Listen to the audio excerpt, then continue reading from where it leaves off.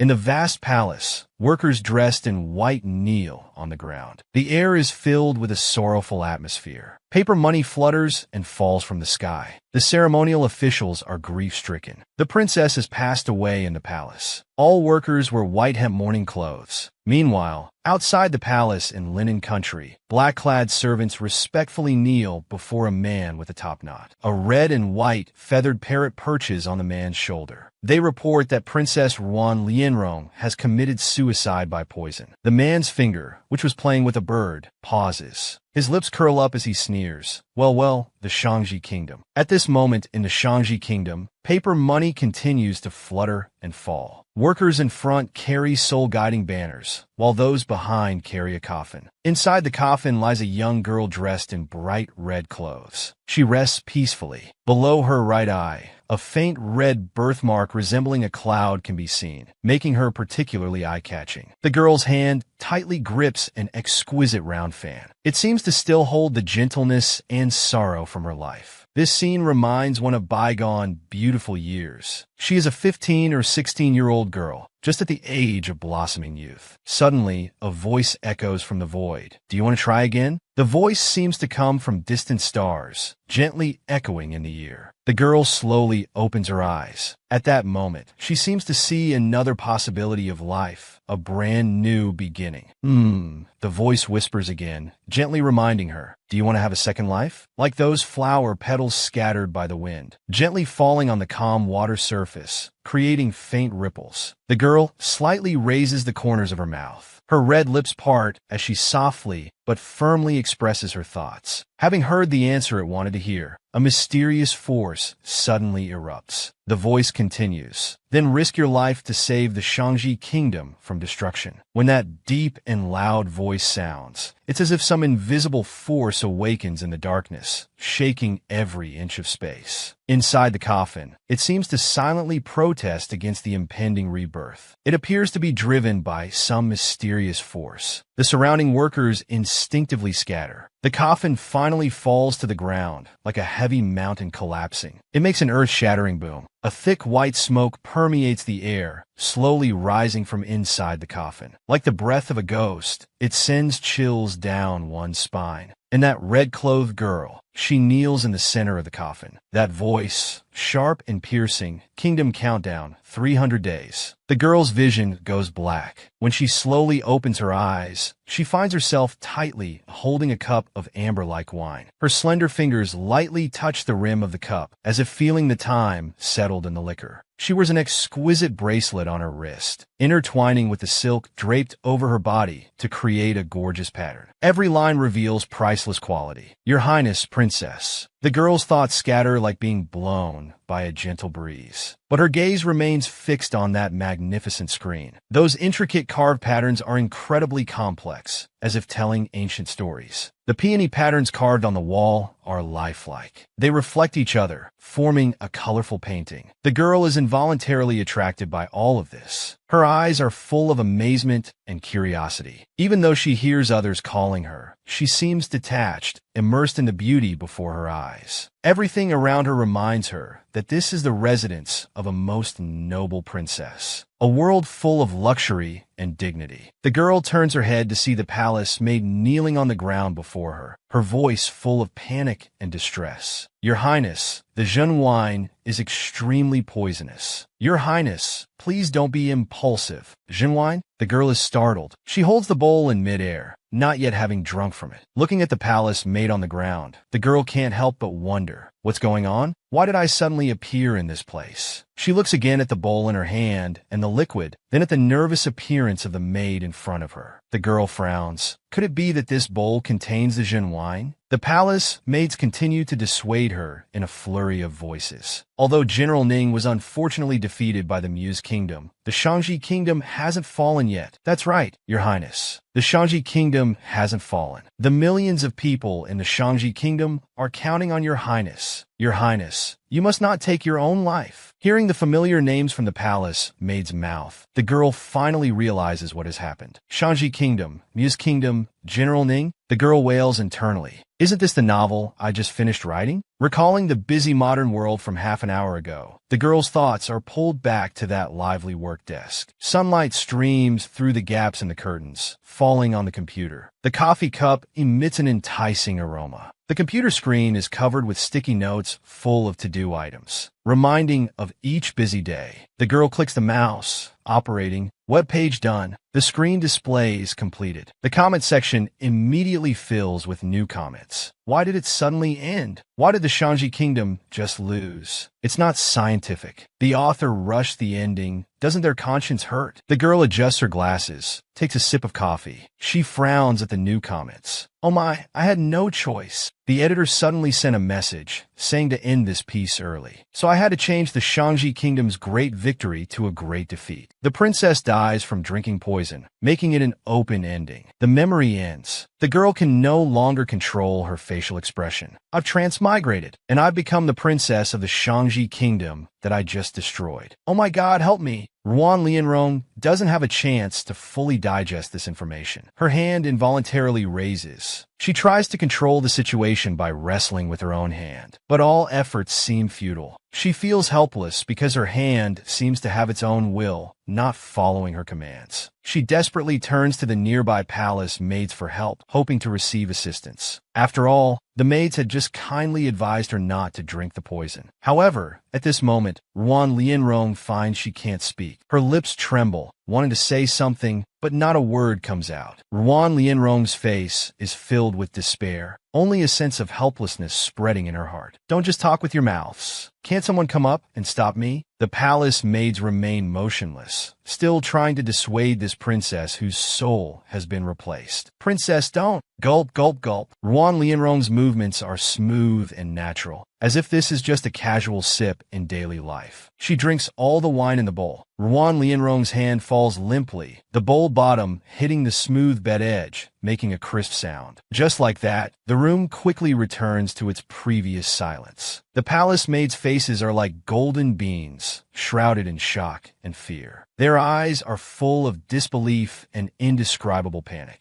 Ruan Lianrong's gaze blankly looks at the three people on the ground. Those three pairs of eyes are staring back at her, filled with deep unease and vigilance. Cold sweat silently slides down her forehead. Ruan Lianrong seems stunned, showing no reaction. The good news is that her body can move now, but the poison has already been drunk. She's going to die. Everything is over. Ruan Lianrong cries sorrowfully inside. At this moment, a black-clad young man suddenly appears at the door. The young man looks anxious, apparently having rushed here. Ahon! The young man is none other than the crown prince of Shangji Kingdom, Ruan Ruzhou. Seeing the young man who rushed here, Ruan Lianrong recalls the character settings she gave to the main characters in her writing. This Shangji Kingdom princess she's possessing, Ruan Lianrong, is arrogant and tyrannical, with a vicious temperament disliked by people. Only her elder brother, Crown Prince Ruan Ruzhou, spoils and dotes on her, treating her like a precious pearl. Ruan Lianrong can't help but feel more fondness for the young man before her. Indeed, a good son of mother. Mother is very pleased with you. But her vision starts to darken. Couldn't you have come a bit earlier? The poison is taking effect. Before losing consciousness, Ruan Lianrong sees Ruan Ruzhou's panicked expression. The next second, she collapses onto the bed. What a sin. It's truly karma. Heaven spares no one. Just transmigrated and already dying. The palace intrigue hasn't even started, and I can't survive the first episode. After being unconscious for who knows how long in the bedchamber, when Ruan Lianrong wakes up again, there's a strange thing in front of her. That book-shaped system is holding a teaching pointer. A book is placed in front of her. Seriously, did you understand everything I just said? Ruan Lianrong props her chin with both hands, staring blankly at the system floating in midair, her mind wandering. A once-in-a-lifetime series. I actually saw a book turning its own pages. The system continues to tutor Ruan Lianrong. Ruan Lianrong quietly shifts her gaze away. It seems I might have understood. the system shows impatience. A poor student is unteachable. Let me explain one more time. Due to your novel's poor ending, many readers were dissatisfied. The reader's resentment was so strong that it pulled you into the novel's world. You must rely on your own abilities to survive in this world and modify the story's ending until the readers are satisfied. You have 300 days to change the fate of Shanji Kingdom. From this moment, your daily performance will be recorded by the system. If the plot development displeases readers, time will be deducted from the 300 days. When it's all gone, you'll vanish into thin air. Ruan Lianrong raises her hand, interrupting the system's endless talk.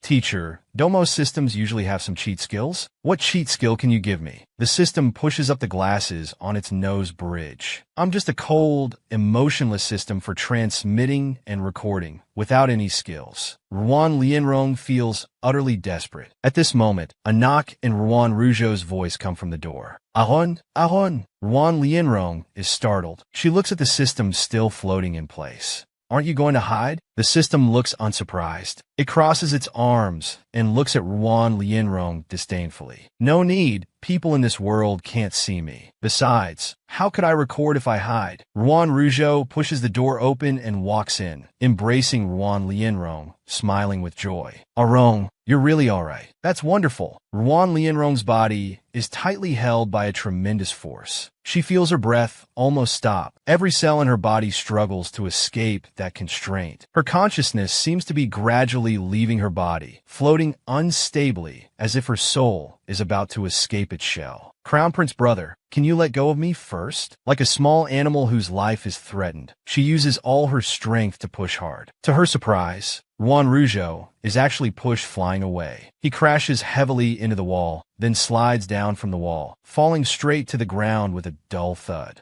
The system's expression is no longer as calm as before. Ruan Lianrong points at the unconscious Ruan Rougeau over there. What just happened? The system frantically flips through the book in front of it. Let me check. Soon, the system shows a look of understanding. It straightens the glasses that had just gone askew. A non-reader gave you a setting of infinite strength. Ruan Lianrong's face is full of shock. What? Suddenly, the door of the bedchamber is kicked open. A magnificent young woman, accompanied by guards, storms in fiercely. This person is the crown princess, the seventh princess. The young woman looks unfriendly, her face full of anger. Seventh princess, your past arrogance and willfulness were one thing, but His Highness has treated you so well, yet you dare to harm your own brother. The crown princess points at the unconscious crown prince beside her, shouting angrily at Ruan Lianrong. Ruan Lianrong breaks out in a cold sweat. Sister-in-law, it's a misunderstanding. Really a misunderstanding. Let me explain. Without waiting for Ruan Lianrong's explanation, the crown princess orders the guards beside her. Arrest her for me. The guards surround Ruan Lianrong. To protect herself, Ruan Lianrong starts a frantic brainstorm. Let me think. What do readers like to see? Infinite strength? Ruan Lianrong has a sudden inspiration. They want to see me fight, right? An exciting action story. Ruan Lianrong inwardly puts her hands on her hips and laughs to the sky. Ha! Just wait and see me defeat them in seconds. Ruan Lianrong's movements are as swift as lightning. She lightly reaches out and snatches the long spear from the guard's hand. The long spear seems to lose its weight in her hand. With just a slight effort, she breaks it in half. It falls to the ground with a crisp sound. Then she quickly strikes, her movements like a meteor streaking across the night sky. The guards are sent flying by Ruan Lianrong's cheat-enhanced strength. They fall to the ground. Ruan Lianrong doesn't pause at all. Her last kick is as heavy as 1,000 pounds. She kicks the guards over one by one. Their bodies crash heavily onto the ground, making dull thuds. Finally, all the guards trying to catch her are dealt with. Ruan Lianrong is secretly delighted. Wow, this cheat is great. So.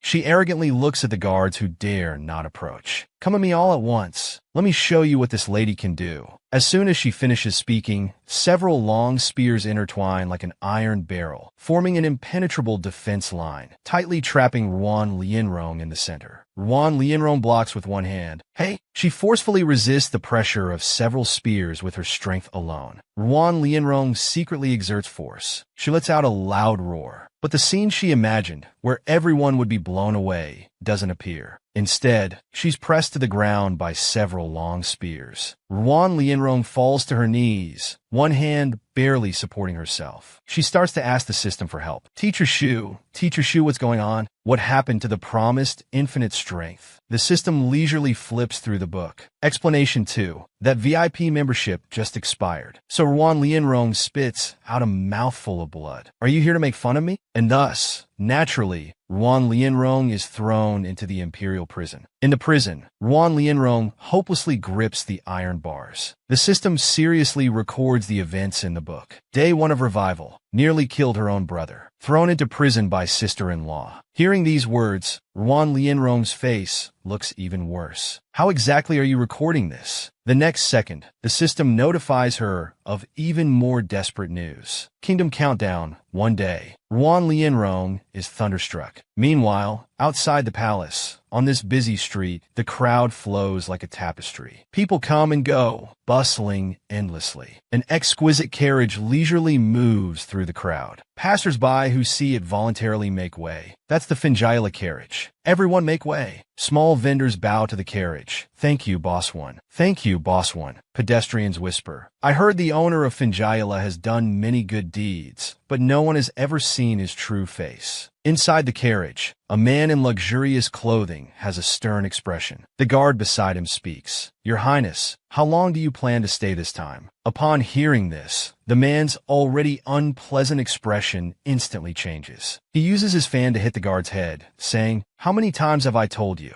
Call me young master. The guard, holding his swollen forehead with tears in his eyes, says, Yes, Your Highness. The man frowns, somewhat helpless, but says nothing more. Finally, he asks, How have the arrangements been made? The attendant bows. Everything is arranged. We'll act at the third watch tonight. However, at this time in the imperial prison, Ruan Lianrong's miserable situation has changed. She's now being well-fed and cared for by several jailers. Holding a golden, shiny, fragrant chicken leg in one hand, Ruan Lianrong feels unprecedented satisfaction and comfort. She gently lifts her leg and rests it on the crossbeam of a box. The jailer beside her seizes the opportunity to step forward and gently massage her leg muscles with his fingers. Another old jailer skillfully performs acupuncture on her. Seventh Princess, please continue. Ruan Lianrong, munching on the chicken leg, speaks somewhat unclearly. You, as a person, always consider and filter things before acting. You're the late-blooming type, and your emotions also develop later. The old jailer nods repeatedly. You're so right. That's exactly how I am. You tend to overthink things. Seeing how accurately Ruan Lianrong read the old jailer, others can't hold back and ask her to read them too.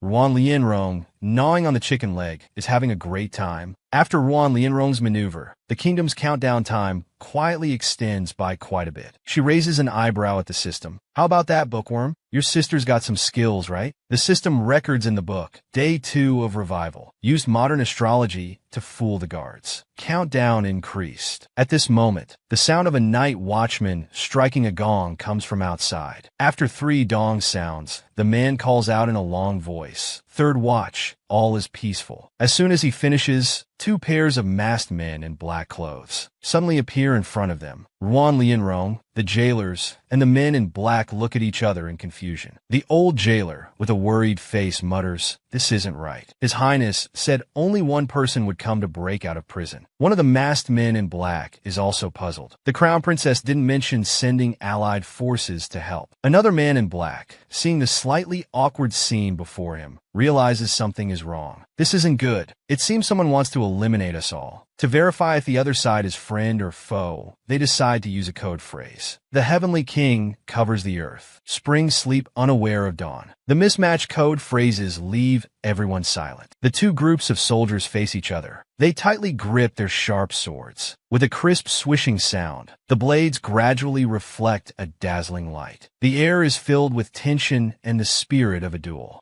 At this moment, one of the men in black interrupts the tense atmosphere. He takes out a red headband from somewhere and ties it around his forehead. Ruan Lianrong watches from the side, eating melon seeds. Wow, so many red headbands. Where did these men in black come from? After tying the headband, don't mind these details. As long as we can distinguish friend from foe, it's fine. The next second, the man in black with the red headband starts fighting with those without red headbands. The clash of swords produces a piercing sound. The scene becomes chaotic. During the melee, someone's red headband is torn off. Now everyone is even more confused about who's friend or foe, and they can only fight randomly. Seeing this rather absurd scene, the old jailer quietly pulls away Ruan Lianrong, who is still eating melon seeds. Seventh Princess, you should leave quickly. His Highness said he would send someone to rescue you. But I don't think either of these two groups looks very reliable. The old jailer escorts Ruan Lianrong out of the imperial prison. Outside, it's already dark. Only a few red lanterns illuminate a few inches of the ground. The old jailer gives Ruan Lianrong a letter and a cloth package. Seventh Princess, this is a personal letter from His Highness and some travel money. He said to find General Ning after you leave, and for you two to run away together. Never come back. Thinking about how she had just pushed Ruan Rougeau, causing him to hit the wall and faint, but he still treats her so well now. Ruan Lianrong can't help but cover her face and cry, feeling a hint of guilt. However, in this sad atmosphere, she suddenly senses something strange. It's an indescribable tension and unease, as if something ominous is about to happen. She instinctively turns her head, her eyes filled with fear of the unknown. What she sees on the wall makes her tremble involuntarily. There, clusters of shining arrowheads gleam like stars in the dark night. Their sharp tips point directly at her, each flicker seeming to pierce her soul. With a soft swoosh, the arrows cut through the air, accurately shooting towards her direction. Ruan Lianrong's face changes drastically, fear surging like a tide in her heart. She feels as if she's standing in the eye of a storm, surrounded by overwhelming danger and endless despair. At this moment, the system appears. A red warning light flashes. Along with the light, a piercing alarm sounds. System alert! System alert! Host countdown is about to reach 0. Ruan Lianrong immediately deflates. The series of sudden events have almost made her lose the determination and courage she had when she first arrived in this world. Help! This world is too difficult. Hearing Ruan Lianrong's discouraged words, the system snaps its fingers. Distress call received.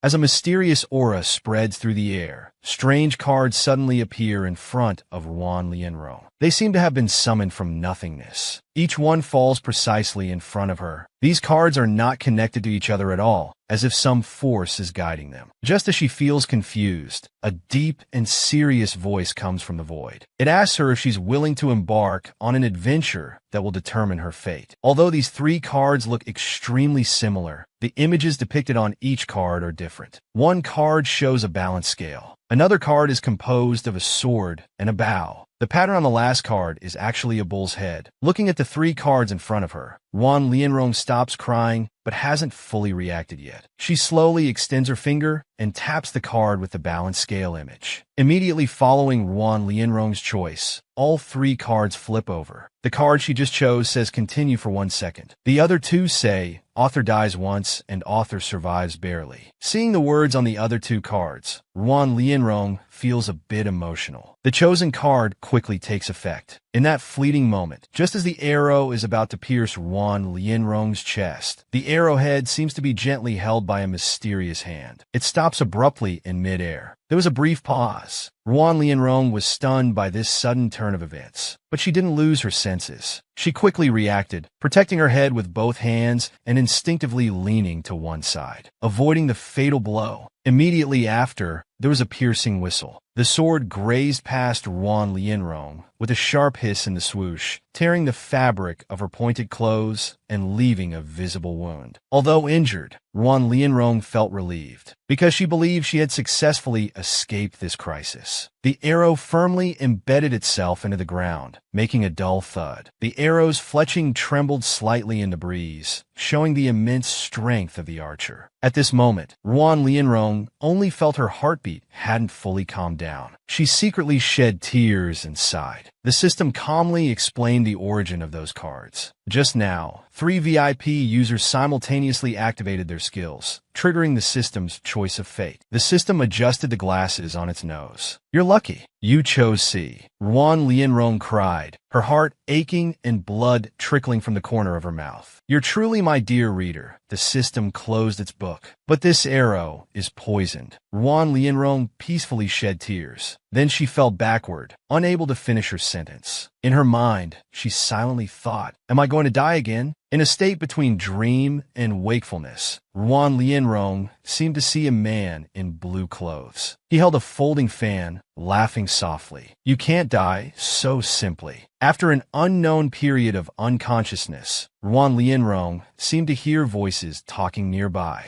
This voice, Ruan Lianrong gently opened her eyes. Her pupils gradually dilated, adjusting to the dim light. The first thing that caught her eye was the exquisite bedding. On the low table by the bed sat a small incense burner. The burning incense continuously emitted wisps of fragrant smoke. The smoke swirled, seemingly alive as it slowly rose, permeating the entire room. Just then, she was surprised to find a figure standing in front of her. He stood as straight as a pine tree, wearing a white robe. His gaze was deep and steady, seeming to carry an indescribable aura. Ruan Lianrong gently stretched her body, slowly sitting up in bed. Her gaze fell on the man in front of her. She saw him standing with one hand on his hip, the other deftly waving an exquisite folding fan. The fan swayed gently with his movements, adding a touch of elegance. The man's eyes held a gentle smile, as if he could see through everything, yet also like a wise man keeping his depths hidden. Princess, Wen Zhuang has some medical skills. After saying this, Wen Zhuang closed his folding fan. Ruan Lianrong was captivated by his series of movements, momentarily lost in thought. When she clearly saw the person in front of her, she couldn't help but blush, feeling an inexplicable shyness. This person's smile is so beautiful. After a moment, she realized something was amiss. Wait, wasn't I in the imperial prison? Ruan Lianrong immediately became wary of the man in front of her, who called himself Wen Zhuang.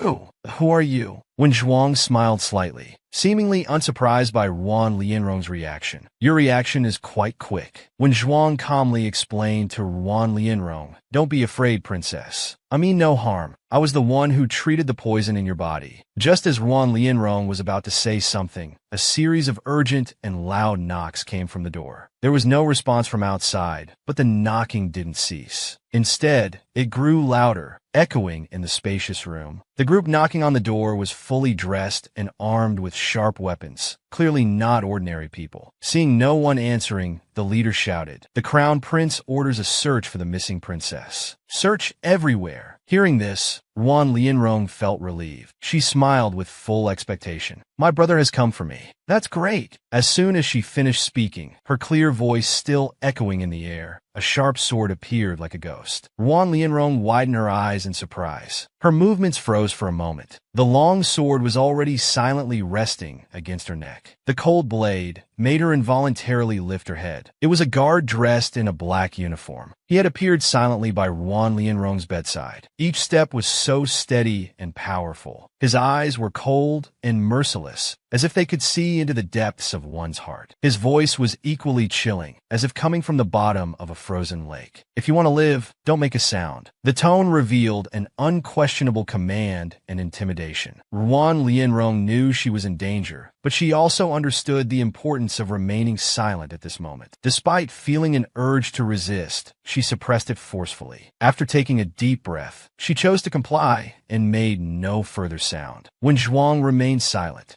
Ruan Lianrong also wisely kept her mouth shut. In the room's air, a subtle and tense atmosphere permeated. As time passed, silence gradually spread, like the last bit of warmth on a winter day being silently taken away. However, in this quiet moment, the knocking on the door suddenly became urgent, accompanied by a series of banging sounds. It was like a silent declaration of war. Open the door! Open the door! We'll break it down if you don't. The sound grew louder, each knock seeming more urgent, as if urging those inside to respond. Ruan Lianrong felt this sudden pressure. Her hands involuntarily gripped the blanket covering her, palms sweaty. She felt an inexplicable tension rising in her heart. What should I do? Suddenly, when Zhuang opened the door, holding a golden waist token engraved with the character for wind, he displayed the token to everyone. Gentlemen, this is the Wind and Rain Pavilion's territory. We haven't seen the princess. Please show some consideration. Ruan Lianrong, still controlled by the long sword and unable to move, looked desperate. Why don't you come in and search? When Zhuang returned to the room, closed the door, and glared fiercely. He pursed his lips, looking at Ruan Lianrong. Ruan Lianrong gritted her teeth in defiance. Liar! When Zhuang grabbed the black-clothed guard's clothes, pulling him away from Ruan Lianrong. She forced me to do this. When Zhuang snatched the guard's long sword and placed it against his neck. I'm just a servant. This person forced me here to treat the princess's wounds. The black-clothed guard looked unwilling. Ruan Lianrong sat alone, feeling utterly absurd. What on earth is going on? Shortly after, when Zhuang and the black-clothed guard left the room. In the long corridor, the guard spoke. Your Highness, the person the city guards are searching for might not be able to hide much longer. He made a throat-slitting gesture. Should we just? When Zhuang, looking disgusted, hit him on the head with his folding fan. The black-clothed guard looked pitiful, covering his reddened forehead. This person could die for a mere sword index, showing they can defy death and change fate. The guard joked, it's not worth your highness's concern. When Zhuang hit the guard hard with his fan again, I worked so hard to save her, just for you to kill her? The guard cried out in pain. If we don't act, the crown prince's wife will. Hearing this, when Zhuang's gaze lingered on him for just a moment before moving away, he remained silent, simply turning around. When Zhuang slowly took a few steps until he stood behind the railing. From there, he could see the entire Shangji kingdom. Ruan Ruzhou wasn't foolish. He knew clearly that Ning Wugue needed to be found. This wasn't just for the mission itself, but an important action concerning the bigger picture. Go find Ning Wugue.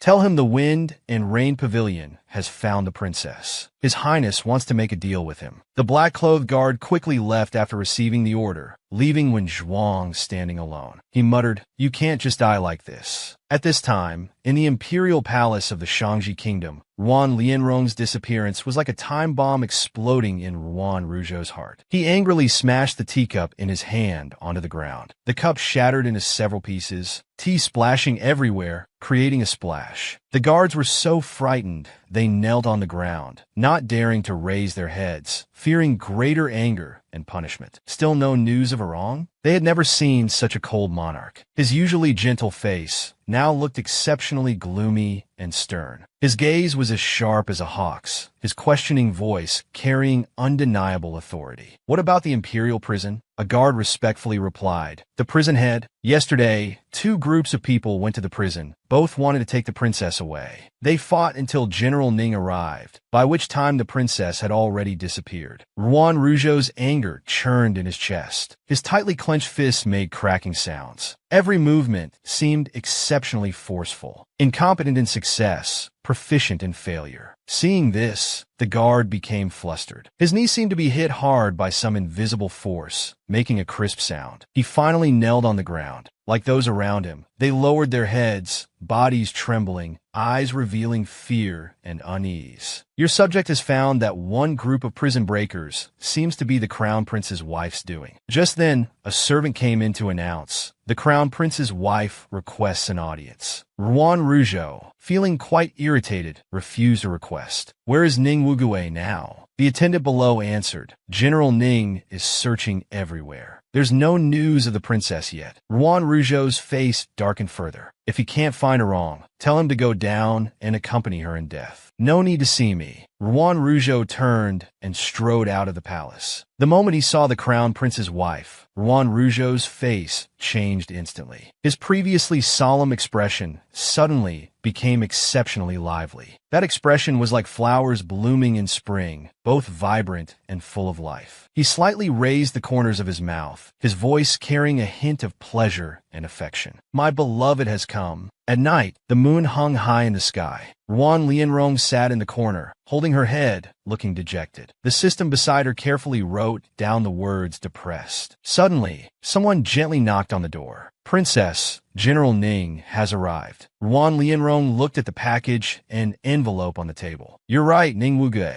It's a letter from Brother Crown Prince. She remembered the things the old jailer gave her when taking her out of the imperial prison. This is His Highness's handwritten letter and some travel money. Ruan Lianrong immediately perked up. He still has money and keeps his word. Ruan Lianrong sat at the table, opened the envelope, and read its contents carefully. Dear Rong, the sword index is as I am. General Ning is a divine soldier. Doesn't your escape from the siege look impressive? Actually, this was all arranged by Brother Wei. Just go with him. Don't worry about the rest. Brother Wei has arranged everything. After reading the letter, Ruan Lianrong couldn't help but shed tears. Tears of relief flowed from her eyes. General Ning Wuge, isn't he my male protagonist? A man of integrity, upright and unyielding. He's also the most handsome man in the Upper Kingdom. This person definitely won't harm me. At this moment, the room's door suddenly opened. 3 people walked in, besides the black-clothed guard and Wen Zhuang. The one standing in the middle was Ning Wuge, whom Ruan Rougeau had just mentioned in his letter. General Ning, Princess. General Ning has arrived, the black-clothed guard said seriously. Then he turned to Ning Wuge. I hope the general won't go back on his word. Ning Wuge bowed to him. Ning Wuge always keeps his promises. Hearing their conversation, Ruan Lianrong was confused. What's going on now? Ning Wuge knelt before Ruan Lianrong. This subject was late in coming to rescue.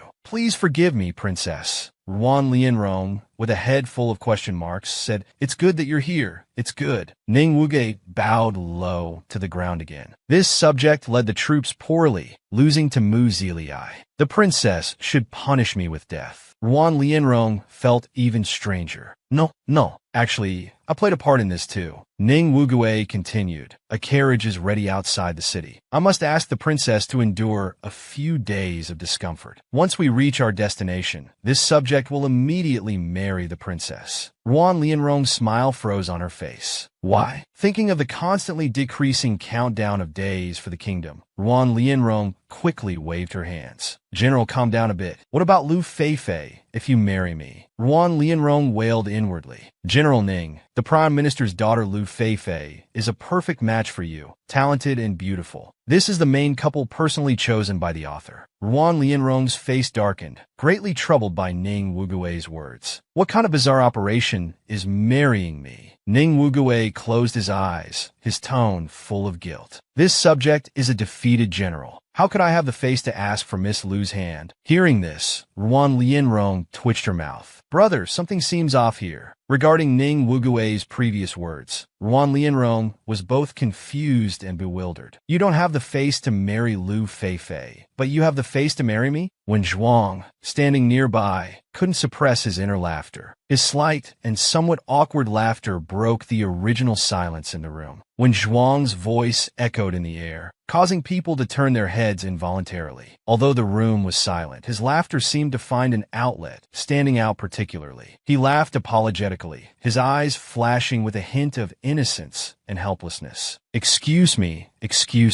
I was being rude. As soon as he finished speaking, he quickly opened the exquisite folding fan he carried. The fan gently brushed across his face. It concealed the smile he hadn't managed to suppress. However, that hint of a smile still couldn't be hidden, secretly leaking through the gaps in the fan. Ning Wuge immediately prostrated himself on the ground, his face breaking out in a cold sweat. Wen Zhuang stood beside him, looking like he was enjoying the spectacle and wanting to stir things up. He continued to embellish. In my travels, I've heard that the princess greatly admires General Ning. Ruan Lianrong thought it seems there was something like that. Isn't the daily routine of a female supporting character to compete with the female lead for the male lead? Wen Zhuang had a gossipy look on his face. I heard that when Shangji was defeated, the princess drank poison to die for General Ning. Ruan Lianrong was stunned. There was such a thing? I thought it was about not wanting to be a slave of a fallen country, sacrificing oneself for the nation. Hearing this, General Ning felt even more guilty towards Ruan Lianrong. This subject has failed the princess's feelings. Ruan Lianrong was at a loss for words. Brother, don't be in a hurry to endure. She stepped forward to help Ning Wugue up. Considering the current situation, it seemed she could only compromise. All right, I'll go with you. As soon as she said this, the countdown of days for the kingdom began to decrease frantically. Ruan Lianrong broke out in a cold sweat. It seemed she couldn't go with him. The readers would have her life. Ruan Lianrong let go of Ning Wugue's hand again, stammering, "What Yuan Shang said before. Going with you is impossible." Ning Wugue was stunned. Then the countdown added 20 days back. Ruan Lianrong pressed her advantage. "I won't leave Shangji either." She silently breathed a sigh of relief. It seems the reader daddies still prefer a female lead who seriously focuses on her career. If it's about making vows, I can do that. The kingdom's countdown increased to 30 days. Ruan Lianrong spoke seriously. "Please take me back to the palace, General. As a princess, I should take on the responsibility of saving the country. How could I just walk away?" The countdown for the kingdom's fall increased to 100 days. Ning Wugue stood up. "Princess, please reconsider." Seeing this scene, Wen Zhuang had a thought. "This princess seems quite interesting." Ruan Lianrong smiled. "General, do you really want to marry me?" Ning Wugue didn't speak. The night breeze quietly crept into the room, bringing a light ripple, stirring the hanging thin gauze curtains. Moonlight shone through the window, as if carried by the wind, becoming brighter and clearer. It was like a huge silver plate embedded in the night sky. Ruan Lianrong quietly gazed out the window. Her eyes flickered with determined and resolute light. She spoke softly, her voice gentle but unyielding. "Let's return to the palace. This is an order." Ning Wugue lowered his eyes helplessly. He knew he had no choice but to obey. This irresistible power and responsibility belonged to the princess. Ruan Lianrong appeared righteous on the surface, but inside she was wailing and screaming. In her mind, many ancient poems about bravely facing death popped up. What is owed to the readers must be repaid. Ning Wugue led Ruan Lianrong away. Wen Zhuang bowed respectfully to see the princess off. The black-clothed guard walked to his side, somewhat puzzled. "Young master, you're just letting her go like this?" Wen Zhuang was unconcerned. "Don't worry, she'll come back begging me." Inside the Shangji Kingdom's palace, in the deep night, the carriage slowly drove towards the depths of the court. Its wheels were not hurried, but gently, steadily breaking through this quiet night. The horse hooves struck the stone slabs on the ground, making a series of crisp and echoing sounds. Inside the carriage, Ruan Lianrong painfully clutched her chest, a trace of blood seeping from the corner of her mouth. Her complexion wasn't good. "Wait, my chest hurts so much." Ning Wugue was somewhat panicked. "What's wrong with you?" Ruan Lianrong finally couldn't hold on. She fell forward, dying once in every chapter. Ruan Lianrong collapsed in the carriage. "My invaders must really hate me." The next day, in the Finjaila outside the palace, Wen Zhuang was holding a melon seed, teasing a little hamster in a cage. So he didn't fake his death, but actually died and came back to life? The black-clothed attendant sat across from him. "Indeed. Now there are rumors among the people that the princess died and came back to life. Shangji's fortunes have run out." Wen Zhuang rested his chin on his hand, with a half-smiling expression. "Committing suicide because she doesn't want to marry me. It's quite embarrassing to say it out loud." But he said, "Even if it's suicide, we should first clarify this marriage refusal." Thinking of the past few days when he revived Ruan Lianrong after she was hit by a poisoned arrow, Wen Zhuang spoke softly, his tone gentle. But the content was truly chilling. Perhaps Shangji's poison wasn't very effective. The black-clothed guard, looking at his master's gloomy face, couldn't help but think to himself, "No wonder Shangji spread rumors. You're a pervert. Poisoning your own wife. You're truly a bit of a pervert." The little hamster in the cage nibbled on the melon seed when Zhuang gave it. When Zhuang gently tapped the small animal's head with his finger. "I want to see if this Shangji princess is really that unyielding. I'm waiting for you to come and beg me on your knees." The hamster that had just eaten the seed was still lively and active, but suddenly its body began to tremble and shake. Soon it lay motionless on the ground. When Zhuang sat up straight, "It should be about time. Their imperial physician should have made a diagnosis by now." Night fell. The palace's tranquility was broken by a hint of tension. The palace was brightly lit. Ruan Lianrong's figure lay alone on that luxurious bed. Beside her, the crown princess sat quietly, her expression unreadable.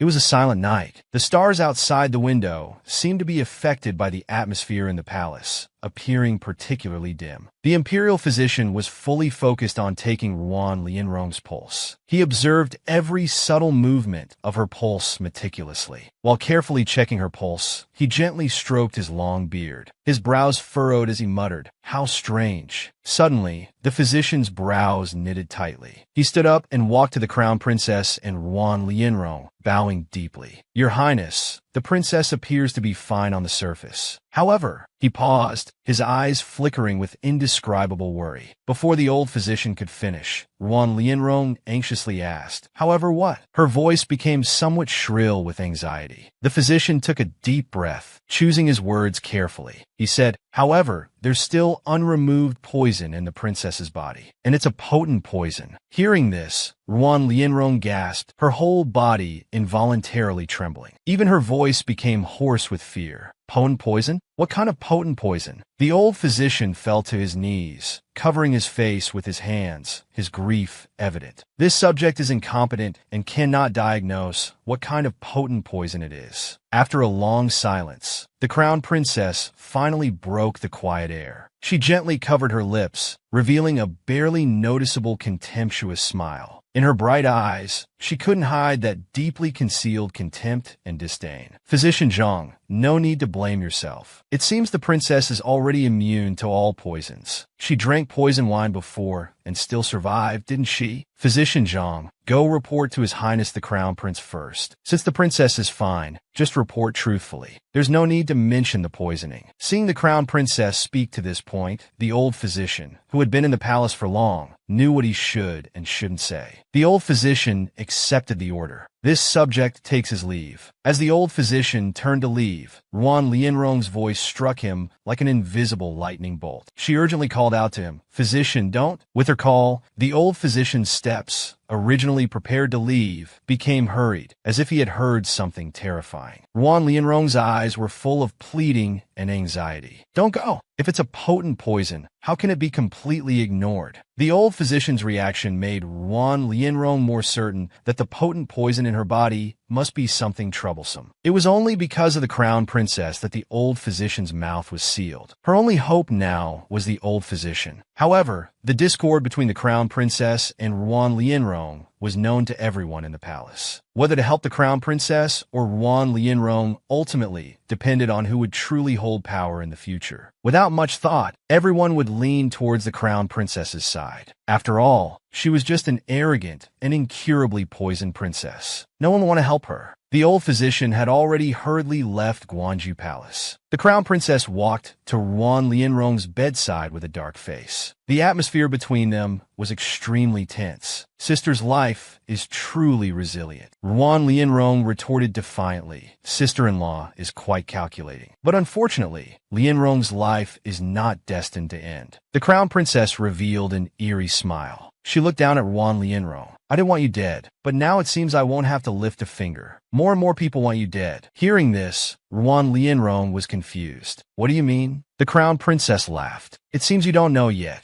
His Highness asked a great shaman to cast a divination for you." She slowly leaned down, her eyes full of tenderness and focus. Her lips parted slightly, as if whispering. Each word was clear and powerful. Those words were like an invisible force, pressing heavily on Ruan Lianrong's heart, making it hard to breathe. At that moment, Ruan Lianrong's world seemed to freeze. The surrounding noise and chaos were shut out, leaving only the heavy pressure of those words and the shock deep in her heart. "Sister bears a divine mission. She who knows can obtain the world. You have the blood of resurrection in your body. Your blood can revive the ancient divine sword." Ruan Lianrong's face gradually darkened. "Doesn't that mean they want me to marry first, then kill me to consecrate the divine sword?" Seeing Ruan Lianrong's gloomy expression, the crown princess was in high spirits. She turned her back to Ruan Lianrong, who looked up at her. "Sister, don't just sit there. You'd better prepare for your marriage alliance with Linen. After all, since you didn't die, you still need to fulfill the agreement. Otherwise, our Shangji country will truly perish." Ruan Lianrong felt something was amiss. She raised her hand to gently touch her chin. The princess in her previous life was indeed arrogant, but she didn't make enemies. Why would so many people want to kill me? She then thought of the character she had written for the ruler of Linen in her book. Perverted, cruel, murderous, and fond of men. Basically, All the flaws were concentrated in one person. Ruan Lianrong shuddered. Marriage is impossible. That perverted setting was written by me. I know it too well. The countdown to the country's demise. 297 days left. Ruan Lianrong got out of bed, put on a cloak, and walked to the bedside. She sighed softly. I can only rely on myself to save Shangji. There must be other ways besides the marriage alliance. In that magnificent palace, the air was filled with a hint of freshness, a natural scent lacking in modern cities. Sunlight filtered through gaps in the clouds, bathing the entire courtyard. Everything around seemed particularly vibrant yet peaceful. Ruan Lianrong wore a light, long dress. She had sunglasses on her face, shielding her from the strong afternoon UV rays. She lay comfortably on a carefully chosen lounge chair, enjoying this rare, leisurely moment. Beside her was a small Egyptian table with a cup of milk tea. These sunglasses and milk tea were things impossible to find in ancient times.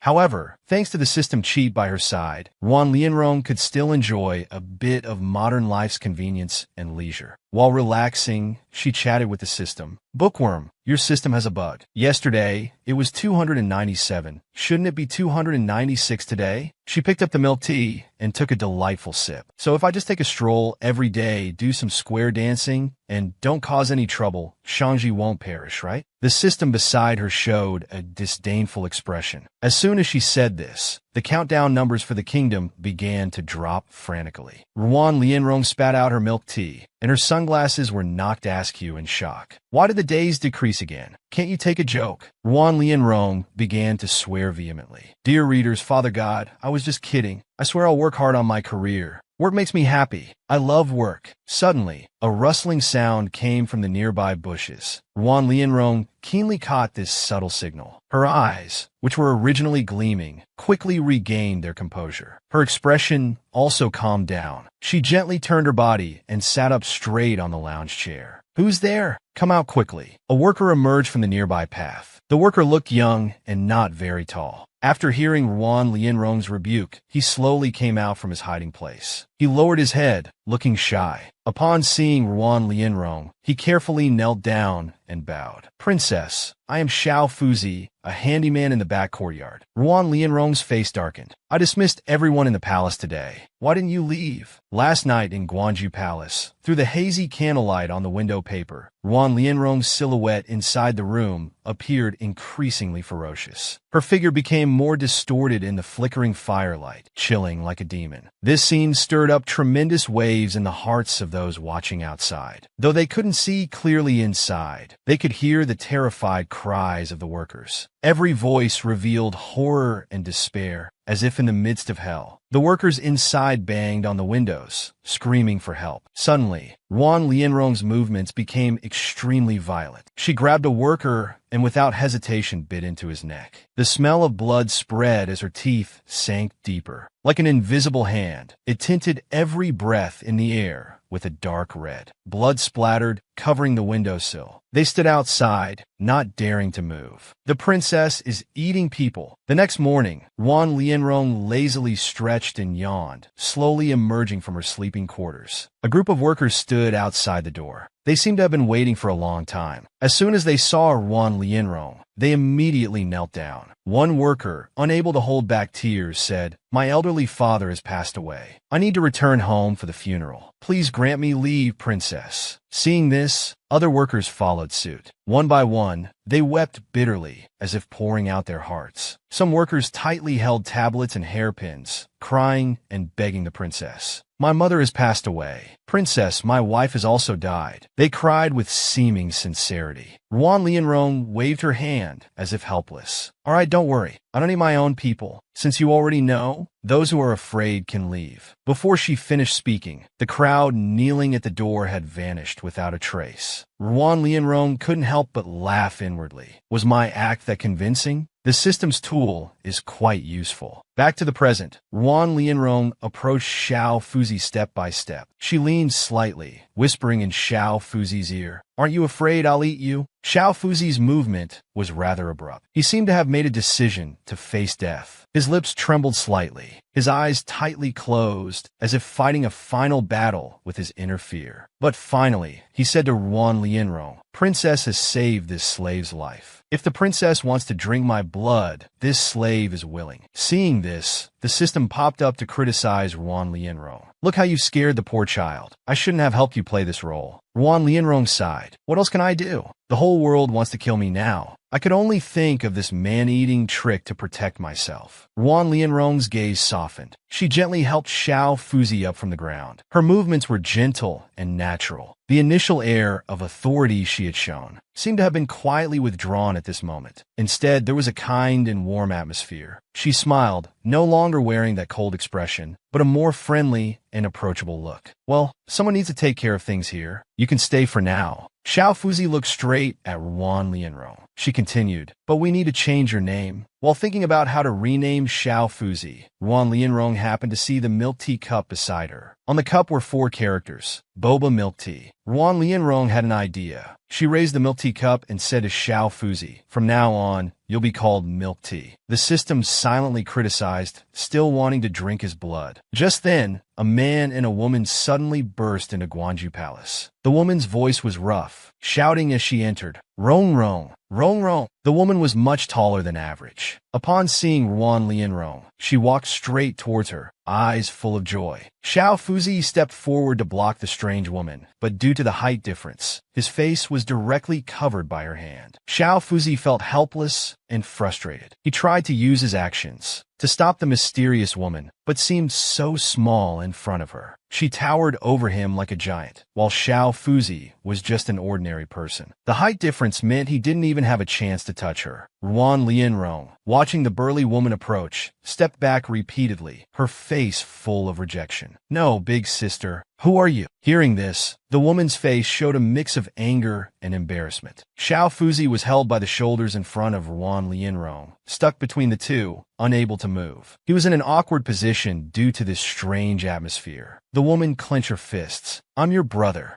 "Who?" Ruan Lianrong was shocked. She looked at the woman in palace-made clothes and stammered, "Brother." Someone nearby burst into laughter. It seemed like history repeating itself, as if a similar situation had occurred not long ago. In an awkward moment, someone tactlessly laughed out loud. Ruan Lianrong's gaze followed the sound and found that the man who came in with Ruan Rougeau was Wen Zhuang, whom she had met a few days ago when she was poisoned. Seeing Ruan Lianrong's gaze finally fall on him, he respectfully bowed, his tone full of sincerity. "Xiaoming pays respects to the princess." Ruan Lianrong looked at the familiar face with surprise. "It's you?" When Zhuang smiled, "I didn't expect to meet again so soon." Ruan Rougeau's purpose for this visit in female disguise, bringing Wen Zhuang along, was to investigate the nature of the remaining uncleared poison in Ruan Lianrong's body. Ruan Lianrong lay on the bed, placing her hand on Wen Zhuang's. This was a normal posture for a doctor to check a patient's pulse. But in Ruan Rougeau's enchanted eyes, it looked like Wen Zhuang was holding Ruan Lianrong's hand,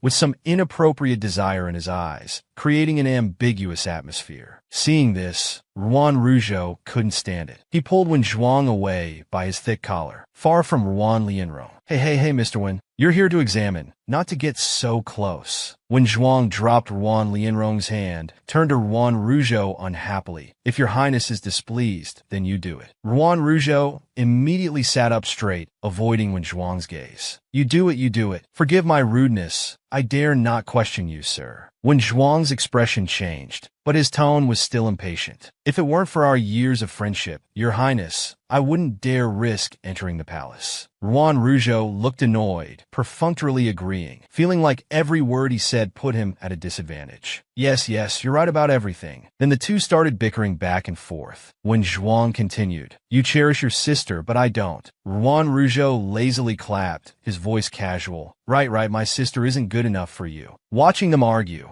Ruan Lianrong felt the atmosphere was strange. She couldn't help thinking these two seemed somewhat compatible. The more she watched, the odder it felt. "Hey kid, do you have many questions?" Ruan Rougeau, and when Zhuang's argument grew more intense, basically ignoring Ruan Lianrong. She weakly spoke up. "Can you two turn around at the same time?" They both snapped. "Shut up!" Ruan Lianrong silently closed her mouth. When the two finally calmed down, when Zhuang checked Ruan Lianrong's pulse to determine the nature of the remaining poison. "Your Highness, based on the symptoms, the princess has been poisoned with a 5-day gut-breaking powder." Ruan Rougeau didn't understand these medicine names. He only cared when Ruan Lianrong could recover. Impatiently, he said, "What 5 days or 6 days? Just cure my little sister quickly. Whatever herbs you need, just say it." However, when Zhuang bowed and gave an answer that stunned both of them. "Your Highness, only the Linen royal family can cure this poison." Behind his fan, when Zhuang's eyes flickered with a peculiar light. "I am powerless." Ruan Lianrong recalled the sword pointed at her that day. Feeling worried, "Didn't you already cure the poison on that sword for me, sir?" When Zhuang explained, "Originally, this 5-day gut-breaking powder would take effect after 5 days. But due to the remaining Zhen wine and sword wound poison in the princess's body." When Zhuang held up his hand, showing Ruan Lianrong a number. "Now, I'm afraid there are only 3 days left." Ruan Lianrong opened her mouth, but couldn't say a word. She staggered back from the successive bad news, falling onto the bed but still not giving up hope. She wanted to know if there was a way to survive. "Is there any way to detoxify?" When Zhuang opened his fan with a swish, smiling at Ruan Lianrong. "I heard that Linen's Prince Luan Yu has already arrived at the capital. Despite hearing of the princess's revival, he still seeks to marry her." When Zhuang narrowed his eyes slightly, looking steadily at Ruan Lianrong. "Why not simply marry him?" "No way." Ruan Lianrong and Ruan Rougeau rejected decisively. When Zhuang hadn't expected such a resolute refusal, he was stunned for a moment, his face looking somewhat unpleasant. He continued trying to justify himself. "I've heard that Luan Yu is charming and handsome." "Absolutely not." Ruan Lianrong's pupils contracted, her eyes filled with fear. "You've only heard he's charming and handsome.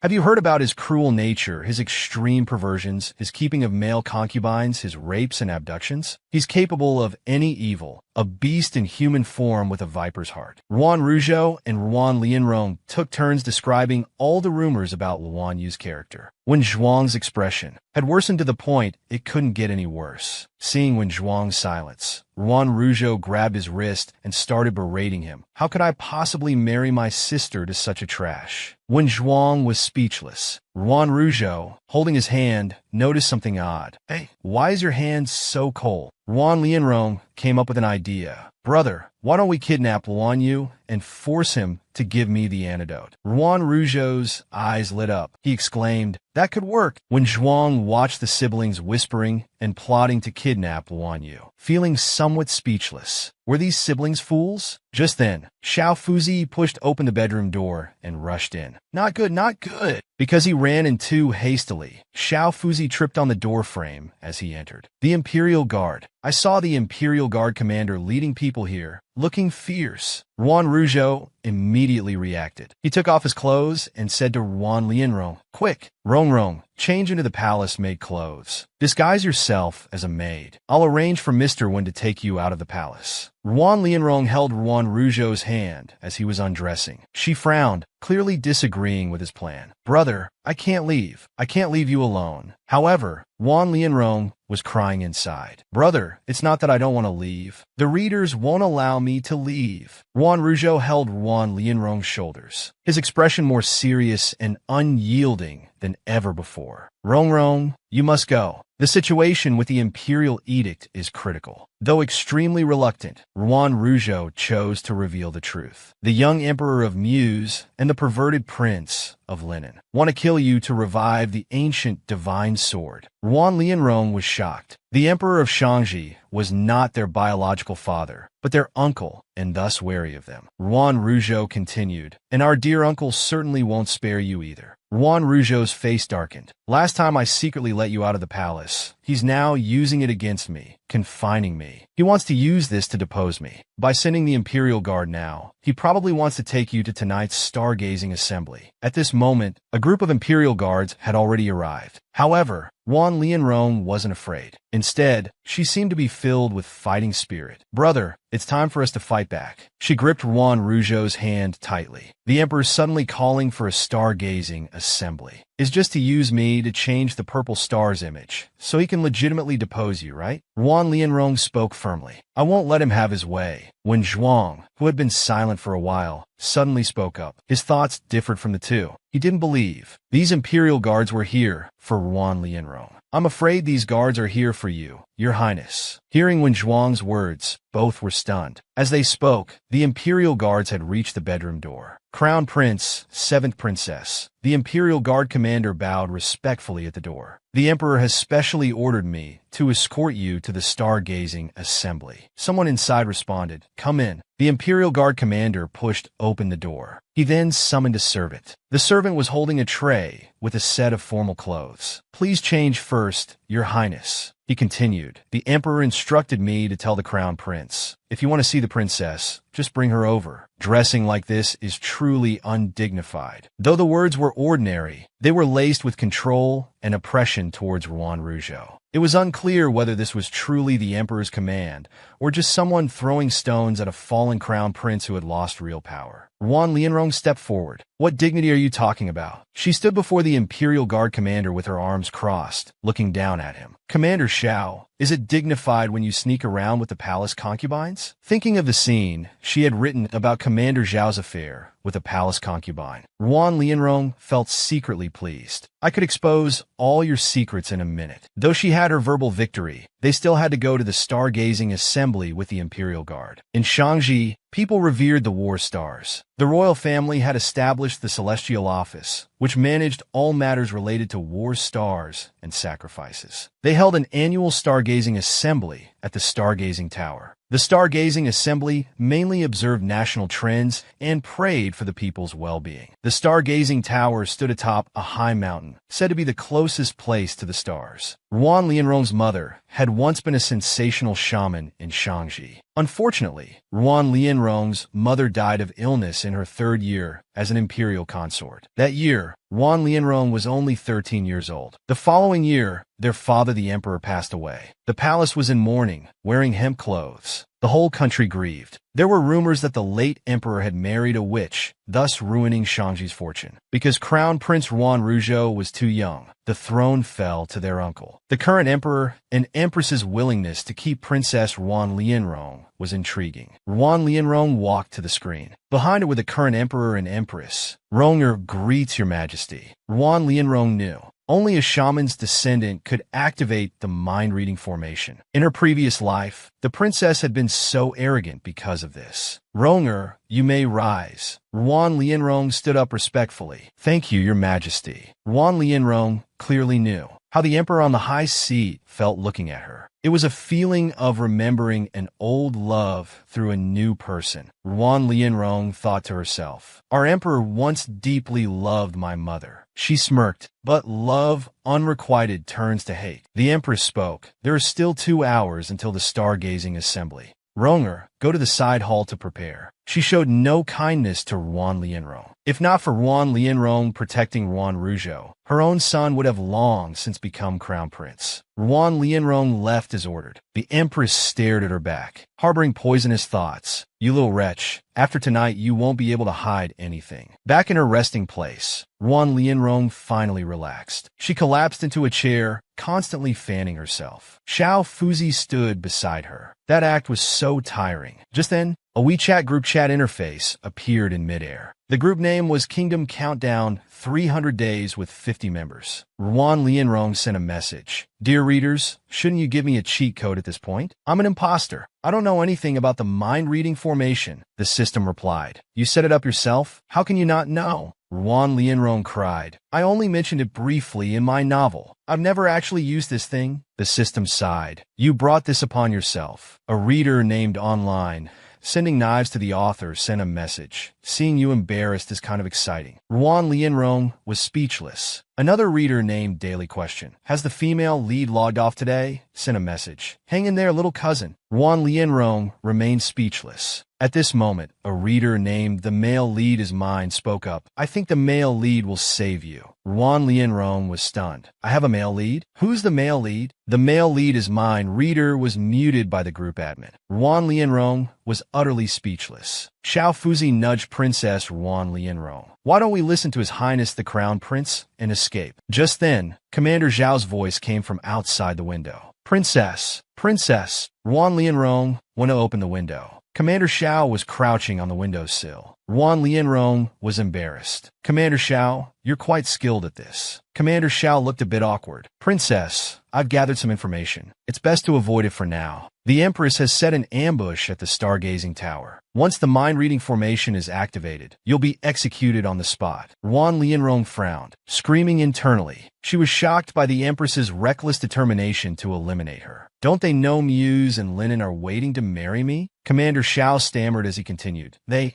plan to use the fifth princess as a substitute." Ruan Lianrong was stunned. "Fifth sister?" Ruan Lianrong grew angry. She slammed her teacup on the table with a bang. "They've really thought this through. They've neglected fifth sister for years, and now they want to send her to her death." Ruan Lianrong said fiercely. "Do they think that with me dead, no one can revive the divine sword?" Ruan Lianrong continued cursing the Dog Emperor. If he can't have something, he won't let anyone else have it either. As soon as she finished speaking, applause came from the rafters. Someone had been watching everything from above. "I didn't expect the princess to be so intelligent." Ruan Lianrong looked up and shouted, "Who's there?" Commander Zhao's hand was on his weapon, ready to fight the uninvited guest. The person had silver hair and wore a white tiger mask, hanging upside down from the rafters. "I'm here to save the princess." In the next second, with a swoosh, the person jumped behind Ruan Lianrong. She froze, not daring to move. Such quick movements. Before Ruan Lianrong could react, the person had scooped her up in a princess carry and left the room. "I'll be taking the princess now." Xiao Fuzi rushed to the window, reaching out and shouting, "Princess!" The person carried Ruan Lianrong over their shoulder to her room. Ruan Lianrong struggled violently, weakly shouting, "Put me down!" Her voice trembled with fear. She clutched at her clothes, trying to break free from the person's control. They entered a room. Without hesitation, the person threw Ruan Lianrong onto a soft, comfortable bed. Caught off guard, Ruan Lianrong felt dizzy. She immediately looked around warily, seeking a chance to escape. But the man before her seemed as calm as if he owned the place. The silver-haired man removed his mask, revealing an extraordinarily handsome face. It was a beauty beyond words. His attire was not common in the Central Plains, instead exuding a mysterious and alluring aura. His gaze was deep and unfathomable, as if he could see into one's heart. The man stood by the bed, examining Ruan Lianrong with those deep eyes. His lips curved into a slight smile as he let out a low, pleasant laugh. He said teasingly, "Of course I'm your." Before he could finish, he had already leaned forward, pinning Ruan Lianrong down. His hand gently gripped her chin, forcing her to look up. With a hint of playfulness, he said, "Husband." Ruan Lianrong looked at the unmasked person before her. The unique earring and the dragon tiger pendant at his waist made her realize that this person was actually Qi Feng, the young emperor of Zemu.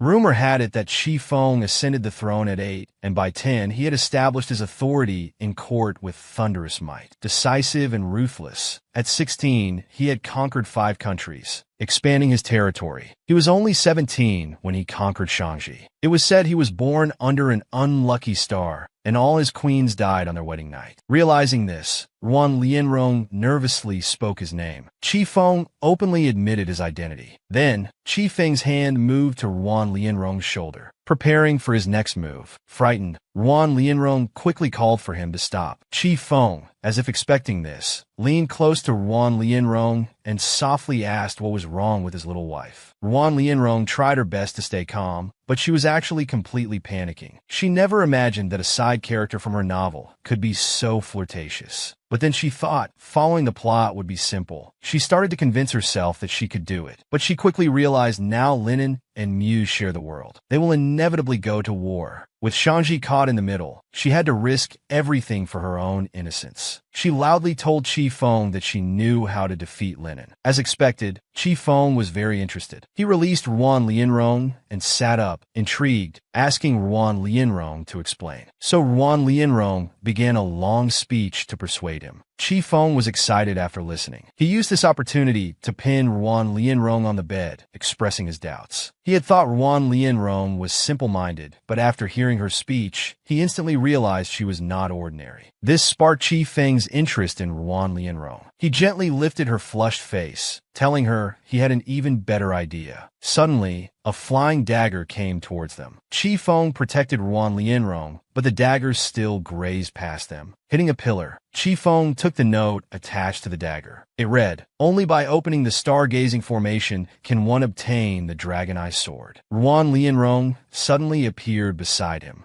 standing on tiptoes and asking the crucial question. Is the Dragon Eye Sword mentioned the legendary ancient divine sword? Qi Feng pushed Ruan Lianrong aside disdainfully, pondering. He hadn't destroyed Shangji initially, thinking to let the country fend for itself, so he never sent troops to conquer it. He never imagined the elusive Dragon Eye Sword would be here in Shangji. Qi Feng bowed to Ruan Lianrong, saying he wanted to take her to the stargazing ceremony right away. Ruan Lianrong was on the verge of tears. The very thing she had tried so hard to avoid had finally come. At this time, many onlookers had gathered outside the stargazing tower. Everyone was anxiously waiting for the ceremony to begin, some even growing impatient. They all hoped for a good omen from this year's stargazing. Shangji had faced continuous natural disasters and calamities this year, possibly due to Ruan Lianrong's resurrection. Some even said that after tonight, the emperor would have Ruan Lianrong sacrificed to the heavens. Many in the crowd agreed. If Ruan Lianrong hadn't clung to General Ning, he wouldn't have been defeated in battle. As they were saying the Xinwu clan should die, Qi Feng arrived on horseback with Ruan Lianrong. The crowd was surprised that Qi Feng had found her. Qi Feng respectfully helped Ruan Lianrong dismount. Suddenly, a voice calling Rong'er interrupted them. Ruan Lianrong's royal brother, Wen Zhuang, approached. Her brother looked at Qi Feng with hostility, pulling Ruan Lianrong behind him protectively. He loudly rebuked Qi Feng, demanding to know who he was and what he had done to his sister. Anger flashed across Qi Feng's face, a sharp knife appearing at his fingertips. Ruan Lianrong broke into a cold sweat, trying to appear calm as she held back her brother. Trembling, she told him she was fine. Hearing it was her brother,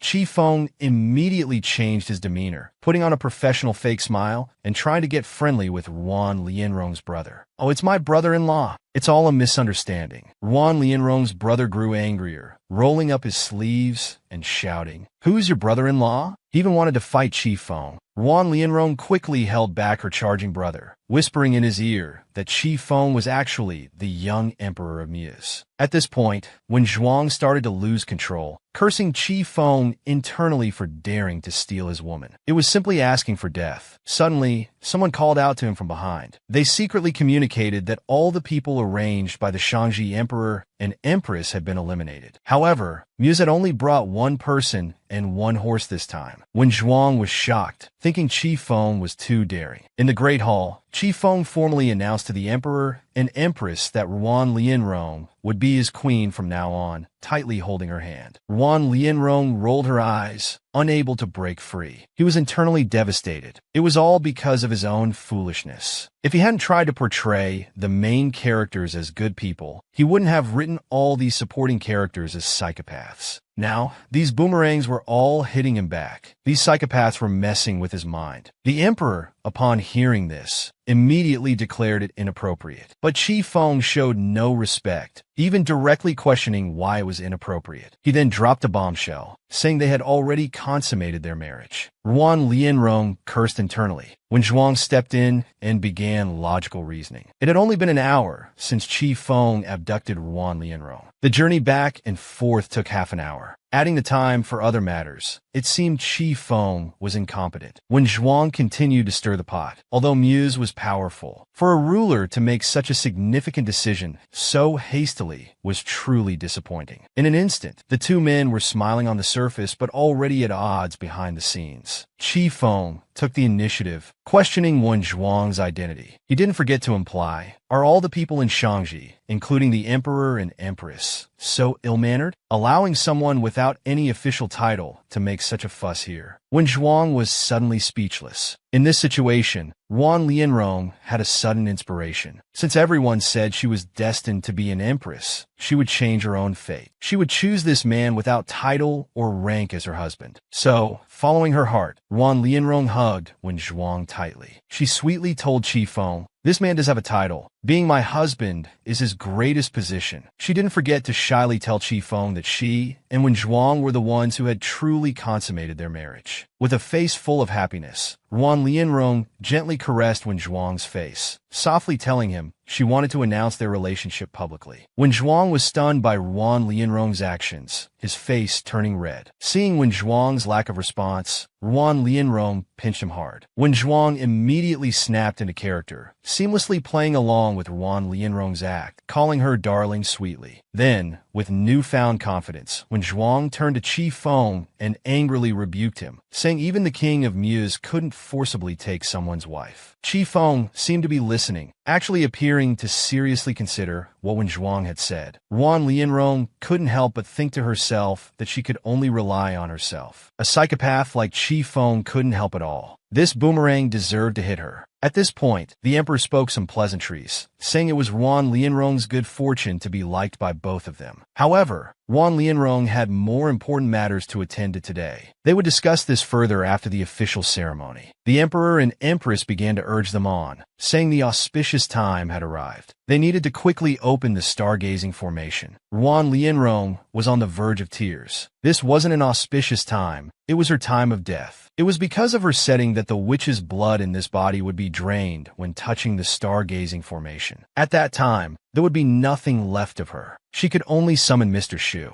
Wan Lianrong asked Mr. Shu, with a helpless expression, if she had any chance of resurrection. Mr. Shu calmly told Wan Lianrong there was no chance of resurrection at all. "Face the storm," he said. But Wan Lianrong didn't give up. As she turned to leave, she kept telling herself she must find a way to bypass this plot point. Suddenly, she was grabbed. Wan Lianrong turned to see Wen Zhuang. He wanted to accompany her. Everyone arrived at the stargazing formation. Looking at the huge formation on the wall, Wan Lianrong had some doubts. Would such a beautiful formation really drain her blood? She really couldn't think of a solution. She couldn't just chop it down with an axe, and the formation couldn't be destroyed anyway. Mr. Shu appeared calmly beside Wan Lianrong, telling her that the stargazing formation was connected to the lifeblood of the book world. If she were to chop it with an axe, the book world would also be damaged, leading to some irreparable consequences. Wan Lianrong then abandoned this violent idea. She gently placed her hand on the formation, thinking she might as well use her strengths. The 36 stratagems were considered the best plans. As the author of this book, how could she not come up with a solution? Well, she really couldn't. Wan Lianrong instantly wanted to mourn for herself. Why did she give Wan Lianrong such a character setting? But suddenly, she had an inspiration. She had once said that Wan Lianrong's life was destined to be a royal sacrifice. But after she transmigrated, she hadn't experienced the royal decree, but was about to experience the sacrifice. She could only make them believe first. She would only be useful if she became the queen and then was sacrificed. At least this way, she could live a bit longer. So she started to pretend. The emperor behind her asked how she felt. Wen Zhuang quickly came forward to support her. Wan Lianrong immediately acted weak, saying she felt a very powerful force. It seemed to be calling her. She even faintly heard a dragon's roar. The three people with ulterior motives all realized this must be the dragon eye sword they were looking for. But Wan Lianrong suddenly changed her tune, telling everyone the dragon eye sword rejected her. It disliked that she hadn't become the royal sacrifice yet. It wouldn't resonate with her. Everyone revealed their true intentions.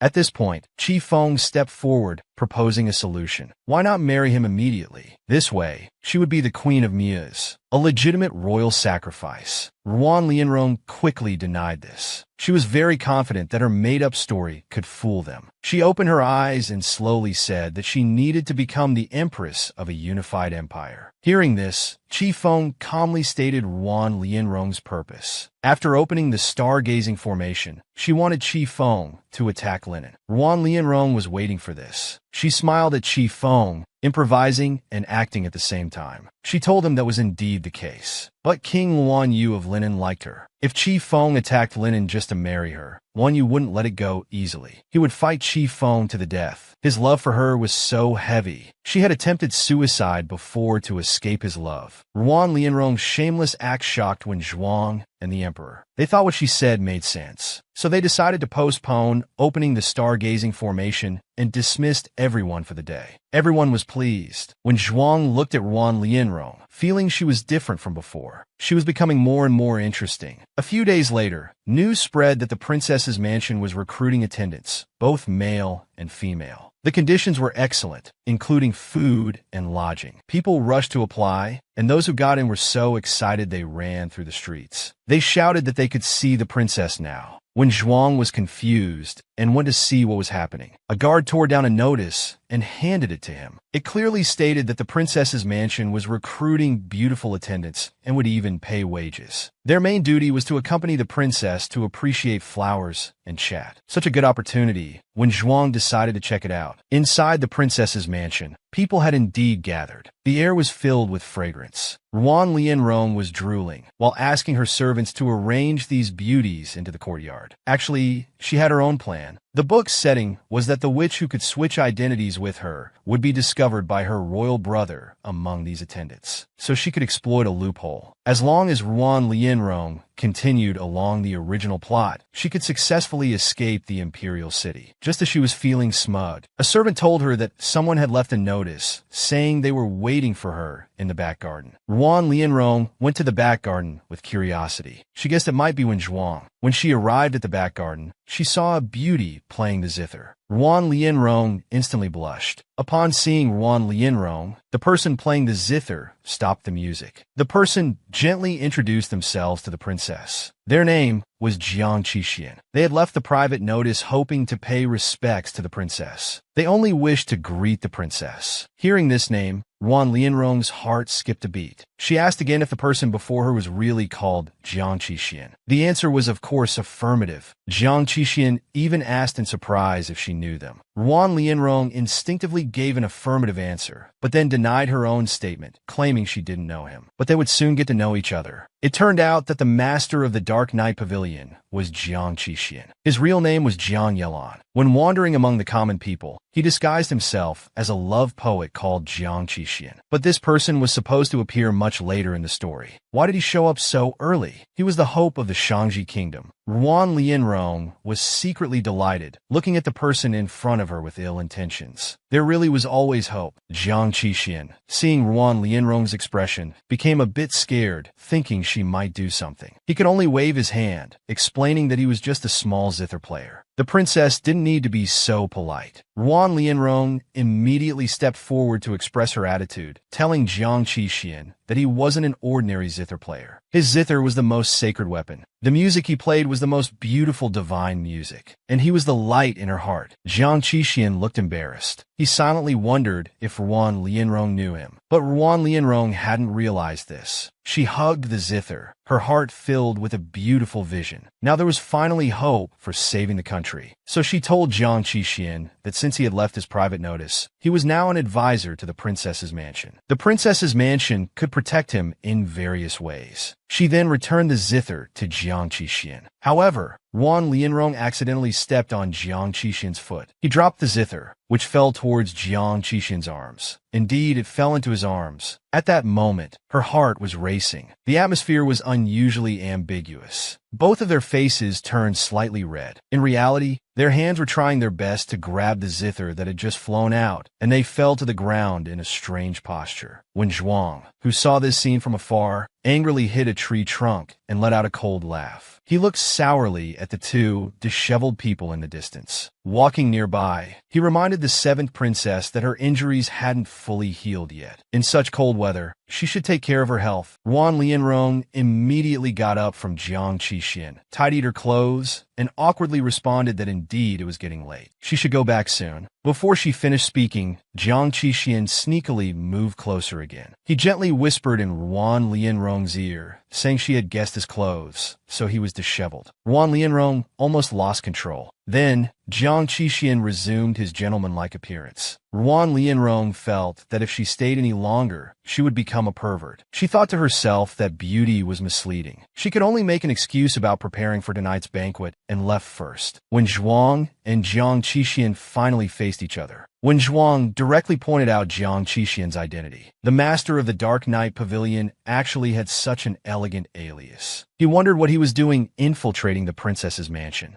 Jiang Qixin wasn't flustered and sarcastically replied that he didn't expect the ruler of Linen to be at the princess's mansion as well. The two immediately became tense. When Zhuang retreated from the battlefield first, Jiang Qixin hugged his zither tightly. He started to get excited. The cicadas chirped incessantly in the princess's mansion at night. At the banquet, Wan Lianrong looked at the delicious food served on the table, drooling. But she pretended to be reserved and said it would be best if everyone enjoyed the food together. The guard said that the snow lotus fruit was personally picked by Wen Zhuang for the princess. He hoped the princess would try it. The maid said that Jiang Qixin personally cooked royal jelly almond cookies for the princess. She hoped the princess would try the soft lotus paste. Wan Lianrong started to feel conflicted. Eating both together would surely upset her stomach. But choosing between the two was indeed difficult. Both were not easy to deal with. It was truly frustrating. At this moment, when Zhuang and Jiang Qixin stood up simultaneously, one said the princess's injuries hadn't healed, so she should eat the fresh snow lotus fruit. It's good for her health. She should eat mine. The other said royal jelly was extremely precious after surgery, perfect for nourishing the princess's body. Of course, she should eat my soft lotus paste. Faced with this pleasant dilemma, Wan Lianrong couldn't help but feel worried. They were just advisors, yet already jealous of each other. If this were in the harem, wouldn't she be troubled every day? It's truly difficult to deal with men and petty people. The weak, pitiful, and helpless princess caught between two men, and they had no self-awareness, insisting that she choose one of them. This century's dilemma was really troubling the seventh princess. At this moment, a man stood up. First, he congratulated Wan Lianrong for recruiting so many talented people. It was truly a blessing from above. However, during this long night, wouldn't the princess feel bored? Why not let him present a special program? Wan Lianrong became interested. The man continued to add that the princess would surely like it, so she asked him to present it quickly. When Zhuang finally understood, so Wan Lianrong didn't want to marry him because she wanted to indulge in revelry at the princess's mansion every day. A group of maids brought in a giant lotus flower. The petals slowly opened. Inside sat a man dressed in very bright clothes. His features were beautiful, of unparalleled elegance. It turned out to be the incomparably beautiful Master Fengru. It was said he had admired Wan Lianrong for a long time and was specially invited to entertain her. Wan Lianrong, such a peerless beauty in the world, was truly blessed. Wan Lianrong silently admired him, thinking to herself, she hadn't expected ancient beauties to be so enchanting. But she was also confused, wondering if she had ever written about a character like Fengru.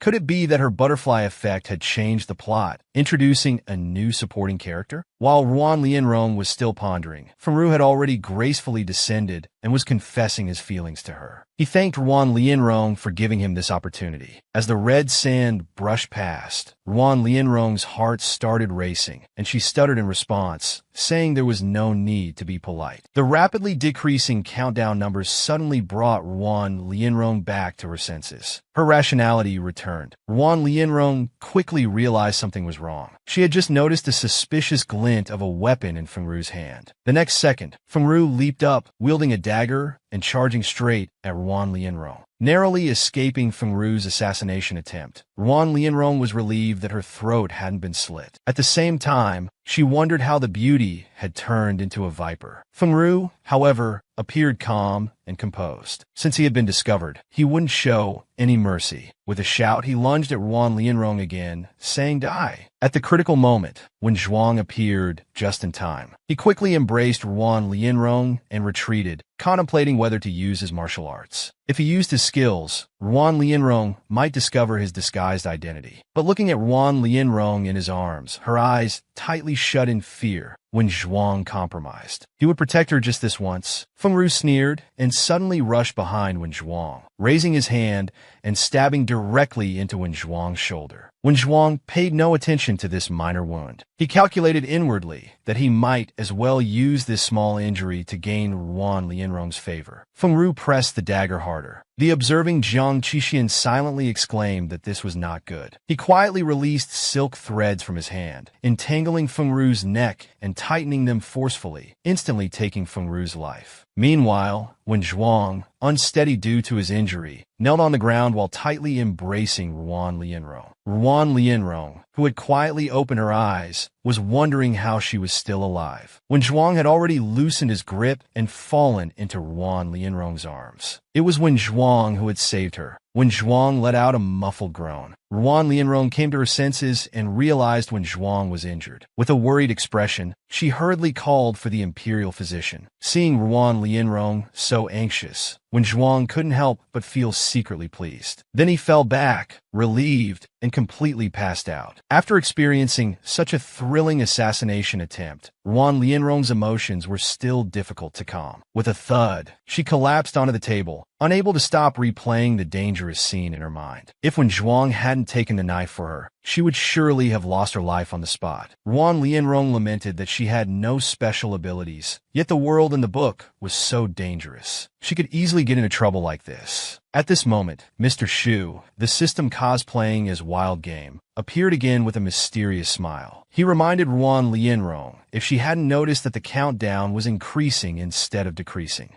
Ruan Lianrong sat up in shock, realizing she hadn't noticed this. Then she couldn't help but tear up. Could it be that her sincere repentance had finally moved the readers? But the next second, the system shattered her illusion. It directly pointed out that Wen Zhuang was the biggest variable. Ever since Wen Zhuang, a person who shouldn't have appeared in the storyline, showed up, many things had experienced a butterfly effect. Ruan Lianrong had a sudden realization and deeply agreed. Perhaps her cheat code for changing fate was Wen Zhuang. Excited, Ruan Lianrong hugged the system and gave it a kiss, praising it endlessly for being so useful. Thinking that Wen Zhuang might be her big cheat code, Ruan Lianrong wasted no time and rushed to find him without hesitation. She excitedly called out, "Wen Zhuang, Mr. Wen, Dr. Wen all the way." Ruan Lianrong eagerly pushed open Wen Zhuang's door. Before she could finish asking about Wen Zhuang's injury, she was completely petrified. Ruan Lianrong's cheeks burned as she covered her face, her heart racing with excitement. It was her first time seeing a shirtless man's abs in 2 lifetimes. How could she not take the opportunity to look her fill? Ruan Lianrong secretly let her gaze linger on Wen Zhuang's firm abs. But Wen Zhuang threw his outer garment over, directly covering her face. By the time Ruan Lianrong pulled the clothes off her head, Wen Zhuang had already dressed. He deliberately moved close to Ruan Lianrong, jokingly asking if there was something dirty on his body. Ruan Lianrong was extremely embarrassed. But Wen Zhuang approached again, trapping Ruan Lianrong in front of him, giving her a solid cabinet. The ambiguous actions and tone made Ruan Lianrong's imagination run wild. Was he going to kiss her? Ruan Lianrong suddenly felt lightheaded, her face red as if about to explode. She thought to herself that this might be moving a bit too fast. Yet she closed her eyes, secretly anticipating. Just as Wen Zhuang was slowly approaching Ruan Lianrong's lips, the hidden guard squatting on the roof beam suddenly coughed twice. Ruan Lianrong was dazed and confused, wondering if she had just heard the sound of a QQ message. Disturbed by the hidden guard, Wen Zhuang naturally found it difficult to continue. He took the clothes from Ruan Lianrong's hands. He thanked Ruan Lianrong verbally. Ruan Lianrong felt somewhat disappointed and asked, "You just wanted to get your clothes?" Under Wen Zhuang's teasing, Ruan Lianrong awkwardly made excuses to say goodbye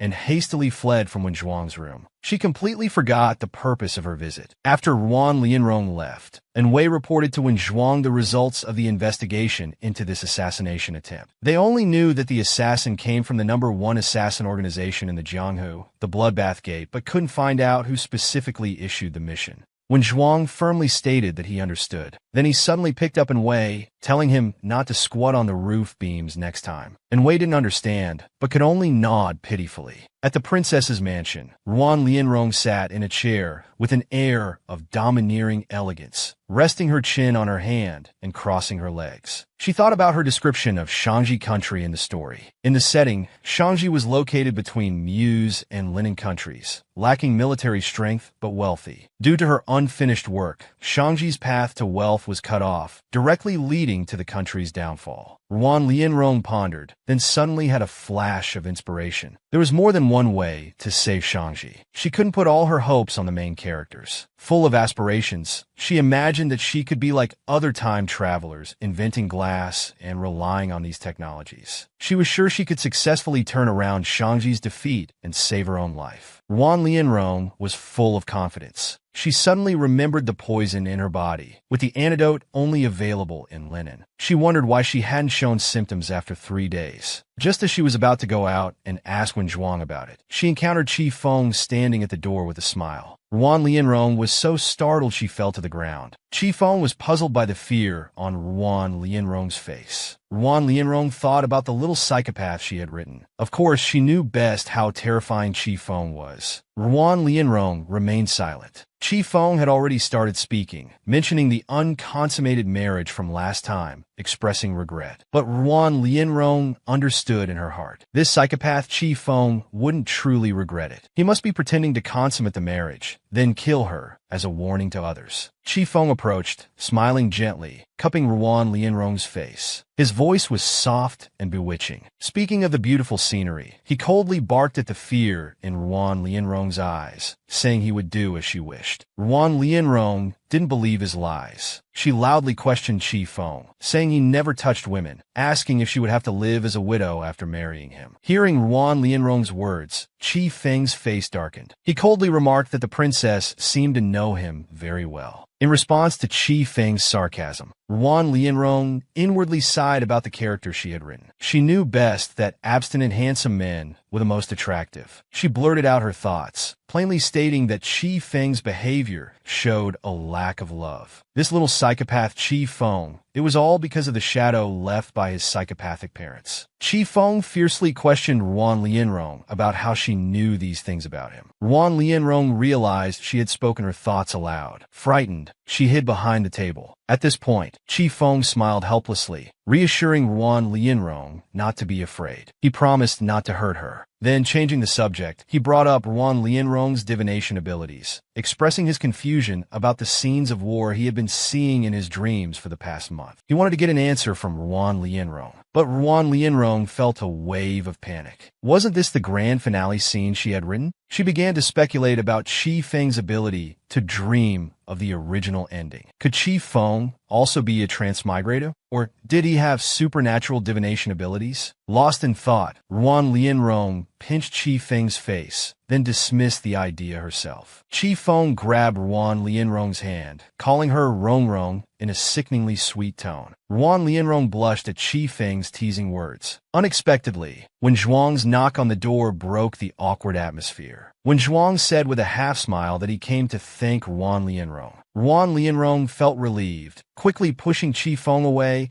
and making an excuse for Wen Zhuang to accompany her shopping. Wen Zhuang was naturally willing. He took Ruan Lianrong's hand, gently gazing at her. Ruan Lianrong blushed again, but Qi Feng held on to Ruan Lianrong's other hand, saying he wanted to go too. Qi Feng and Wen Zhuang both refused to let go, looking eagerly at Ruan Lianrong. Ruan Lianrong was torn, her head spinning. She struggled internally, thinking that choosing either side would lead to a dead end. Ruan Lianrong broke out in a cold sweat and quietly asked, "Why don't we all go together?" Although the night market was lively, Ruan Lianrong, squeezed between the two men, showed no sign of excitement. Ruan Lianrong kept a straight face. She quietly tugged on Wen Zhuang's sleeve, asking in a low voice about her condition. Ruan Lianrong was worried that 3 days had passed, but she was still alive and well. She wondered if she might suddenly drop dead. Wen Zhuang spoke gently, reassuring Ruan Lianrong not to worry. Perhaps she had unknowingly come into contact with something that could counteract the poison. Still not at ease, Ruan Lianrong asked Wen Zhuang again to confirm if she was really fine. Unable to shake her concern, she took Wen Zhuang's hand, asking him to examine her once more. Meanwhile, Qi Feng was looking around. Spotting a lantern-riddled stall, his eyes lit up. He directly pulled Ruan Lianrong to the stall, wanting her to play with him. Ruan Lianrong, however, found it distasteful, thinking it was too childish. Qifeng was not pleased. He deliberately provoked Ruan Lianrong, asking her to help him win the rabbit lantern he liked. The stall owner cheerfully presented the riddle. Qifeng looked bewildered, but Ruan Lianrong quickly gave the answer. She then confidently and proudly solved one riddle after another, easily winning the rabbit lantern Qifeng wanted. She also asked Wen Zhuang which lantern he wanted. Wen Zhuang was taken aback, then mischievously said he also wanted a rabbit lantern. But there was only one rabbit lantern. Qifeng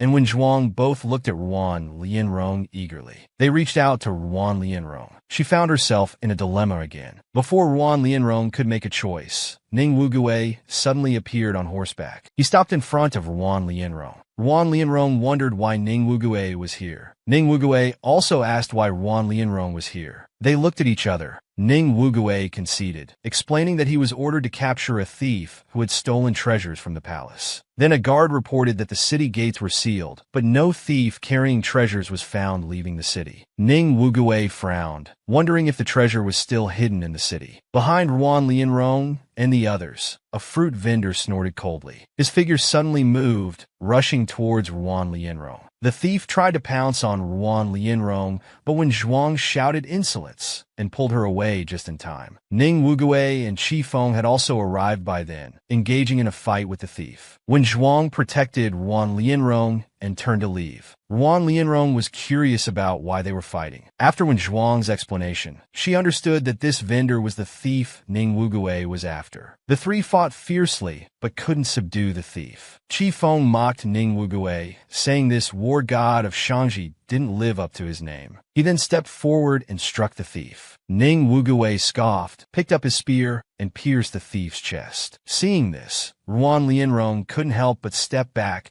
unable to believe that a living person had just lost his life before her eyes. Wen Zhuang came forward to cover Ruan Lianrong's eyes, gently telling her not to look. But Ruan Lianrong couldn't calm down. Was this the world she had written, where life was so fragile? The two men seemed so accustomed to it. Ning Wugui apologized for the unintentional disturbance. Ruan Lianrong could only force a smile, saying the two had saved her and she should thank them. Sensing Ruan Lianrong's unease, Ning Wugui wanted to inquire, but she stopped him and left alone. At night, the system detected Ruan Lianrong's low mood and appeared concerned. Ruan Lianrong was dejected, experiencing for the first time the cruelty of the world she had written, having witnessed a life vanish before her eyes. Ruan Lianrong was determined to change the original war-torn plot. The system didn't ask much, only how she planned to change it. After some thought, Ruan Lianrong firmly decided she couldn't stay in Shangji anymore. She wanted to go to Linen. Having made up her mind to leave Shangji, Ruan Lianrong directly told Ruan Ruzhou Yanming that she wanted to go to Linen for a political marriage. Faced with Ruan Lianrong's righteous and exceptionally determined attitude, Ruan Ruzhou said he was powerless. After all, it was Ruan Lianrong who had initially broken off the engagement. Whether Liangua would still be willing to marry into Shangji remained uncertain. Ruan Lianrong naturally wouldn't give up so easily. She cried that her life was in danger, and only going to Linen could get her the antidote. Ruan Ruzhou was shocked and hurriedly called for Wen Zhuang. Under Ruan Lianrong's hint, although Wen Zhuang was confused about why she suddenly wanted to go to Linen, he still played along with her plan. Ruan Ruzhou believed Wen Zhuang's words without doubt. To save Ruan Lianrong, he said he would do his best to help his sister go to Linen for the political marriage. Ruan Lianrong was happy that Ruan Ruzhou agreed to help, but worried about resolving things with the ruler of Linen. Wen Zhuang naturally praised Ruan Lianrong, telling her not to worry. However, Ruan Ruzhou became suspicious, thinking Ruan Lianrong's lively demeanor didn't seem like someone who was ill. Fearing exposure, Ruan Lianrong quickly left with Wen Zhuang, appearing somewhat like they were fleeing in panic. This made Ruan Ruzhou even more suspicious. After escaping Ruan Ruzhou, Ruan Lianrong directly asked out loud, confused why Wen Zhuang would help her deceive Ruan Ruzhou. Wen Zhuang suddenly stopped. Ruan Lianrong, following closely behind, bumped into Wen Zhuang's back. Wen Zhuang turned around with a smile, leaning close to Ruan Lianrong, who was covering her nose and moaning. With a teasing and ambiguous tone, he said he knew he had a doctor's benevolent heart slyly, and that he had just been praising Lin Angua. Ruan Lianrong's cheeks turned slightly red, thinking that even a doctor like Wen Zhuang was so handsome. She couldn't help but have some expectations for the ruler of Linen. At this moment, Ning Wugui passed by. The soldier beside him was muttering, "No wonder the princess didn't come to bother the general today." It turned out she had a new love. Ning Wugui looked at Wen Zhuang and Ruan Lianrong in shock. The two were silent for a moment before leaving dejectedly with their people. On this day, Ruan Lianrong finally received the imperial edict for her marriage to Lin Onghua. Accepting the edict, she was excited internally. Now she had the chance to save the world she had written. Ruan Lianrong was very happy. Ruan Rougeau, however, was somewhat reluctant. He promised he would always be Ruan Lianrong's support. Noticing Ruan Rougeau's emotions, Ruan Lianrong stepped forward and hugged Ruan Rougeau, smiling and saying she would definitely find a way to bring peace to this world. Soon, Ruan Lianrong joined the grand wedding procession heading towards Linen. Midway, the procession stopped to reorganize. When Zhuang knocked on the carriage, waking up the heavily sleeping and drooling Ruan Lianrong, he offered her a refreshing elixir. Ruan Lianrong thought it was like Florida water, not knowing it was just a prank by Wen Zhuang. Ruan Lianrong opened the bottle and took a big whiff. The next second, she fainted in the carriage, feeling nauseous and shouting angrily. As Ruan Lianrong was fuming, the carriage was knocked on again. She felt her patience wearing thin. Ruan Lianrong stepped out of the carriage, hands on hips, ready to scold. Before she could finish, she realized embarrassingly that it was Ning Wugui. Ning Wugui reported that they were still 3 days away from Linen. They needed to cross this mountain range to find a resting post. However, they had to be careful of bandits. Ruan Lianrong sat back in the carriage, sighing at the boredom of ancient long-distance travel. The system suddenly appeared, enthusiastically inviting Ruan Lianrong to read the comments. Ruan Lianrong was puzzled by the comments requesting exciting plots of bandits kidnapping the bride. She was just criticizing how cliché copyright the plot was, when Ning Wugui shouted that bandits were attacking and to protect the princess. The bandits had really come, but not to kidnap the bride. Instead, as Ruan Lianrong had sarcastically suggested about robbing and killing, they were here to take the princess's head. Ruan Lianrong was shocked by this dangerous plot. The countdown also started dropping rapidly. Suddenly, an arrow shot directly towards Ruan Lianrong. She closed her eyes tightly, thinking this was truly the end. Ruan Lianrong prepared herself for death. However, when Zhuang appeared just in time to shield her, Ruan Lianrong was so grateful, she almost cried. When Zhuang had saved her once again, Ning Wugui shouted for Wen Zhuang to take Ruan Lianrong away. Without a word, Wen Zhuang picked up Ruan Lianrong and ran. The two rode on one horse. Ruan Lianrong had just finished explaining that Ning Wugui was an undefeated war god, and they should just focus on leaving quickly. Without waiting for Ning Wugui's next move, she was shocked by the rapidly decreasing countdown. Could Ning Wugui die here? Thinking of this, Ruan Lianrong quickly asked Wen Zhuang to go back and save Ning Wugui. Wen Zhuang misunderstood Ruan Lianrong's deep feelings for Ning Wugui.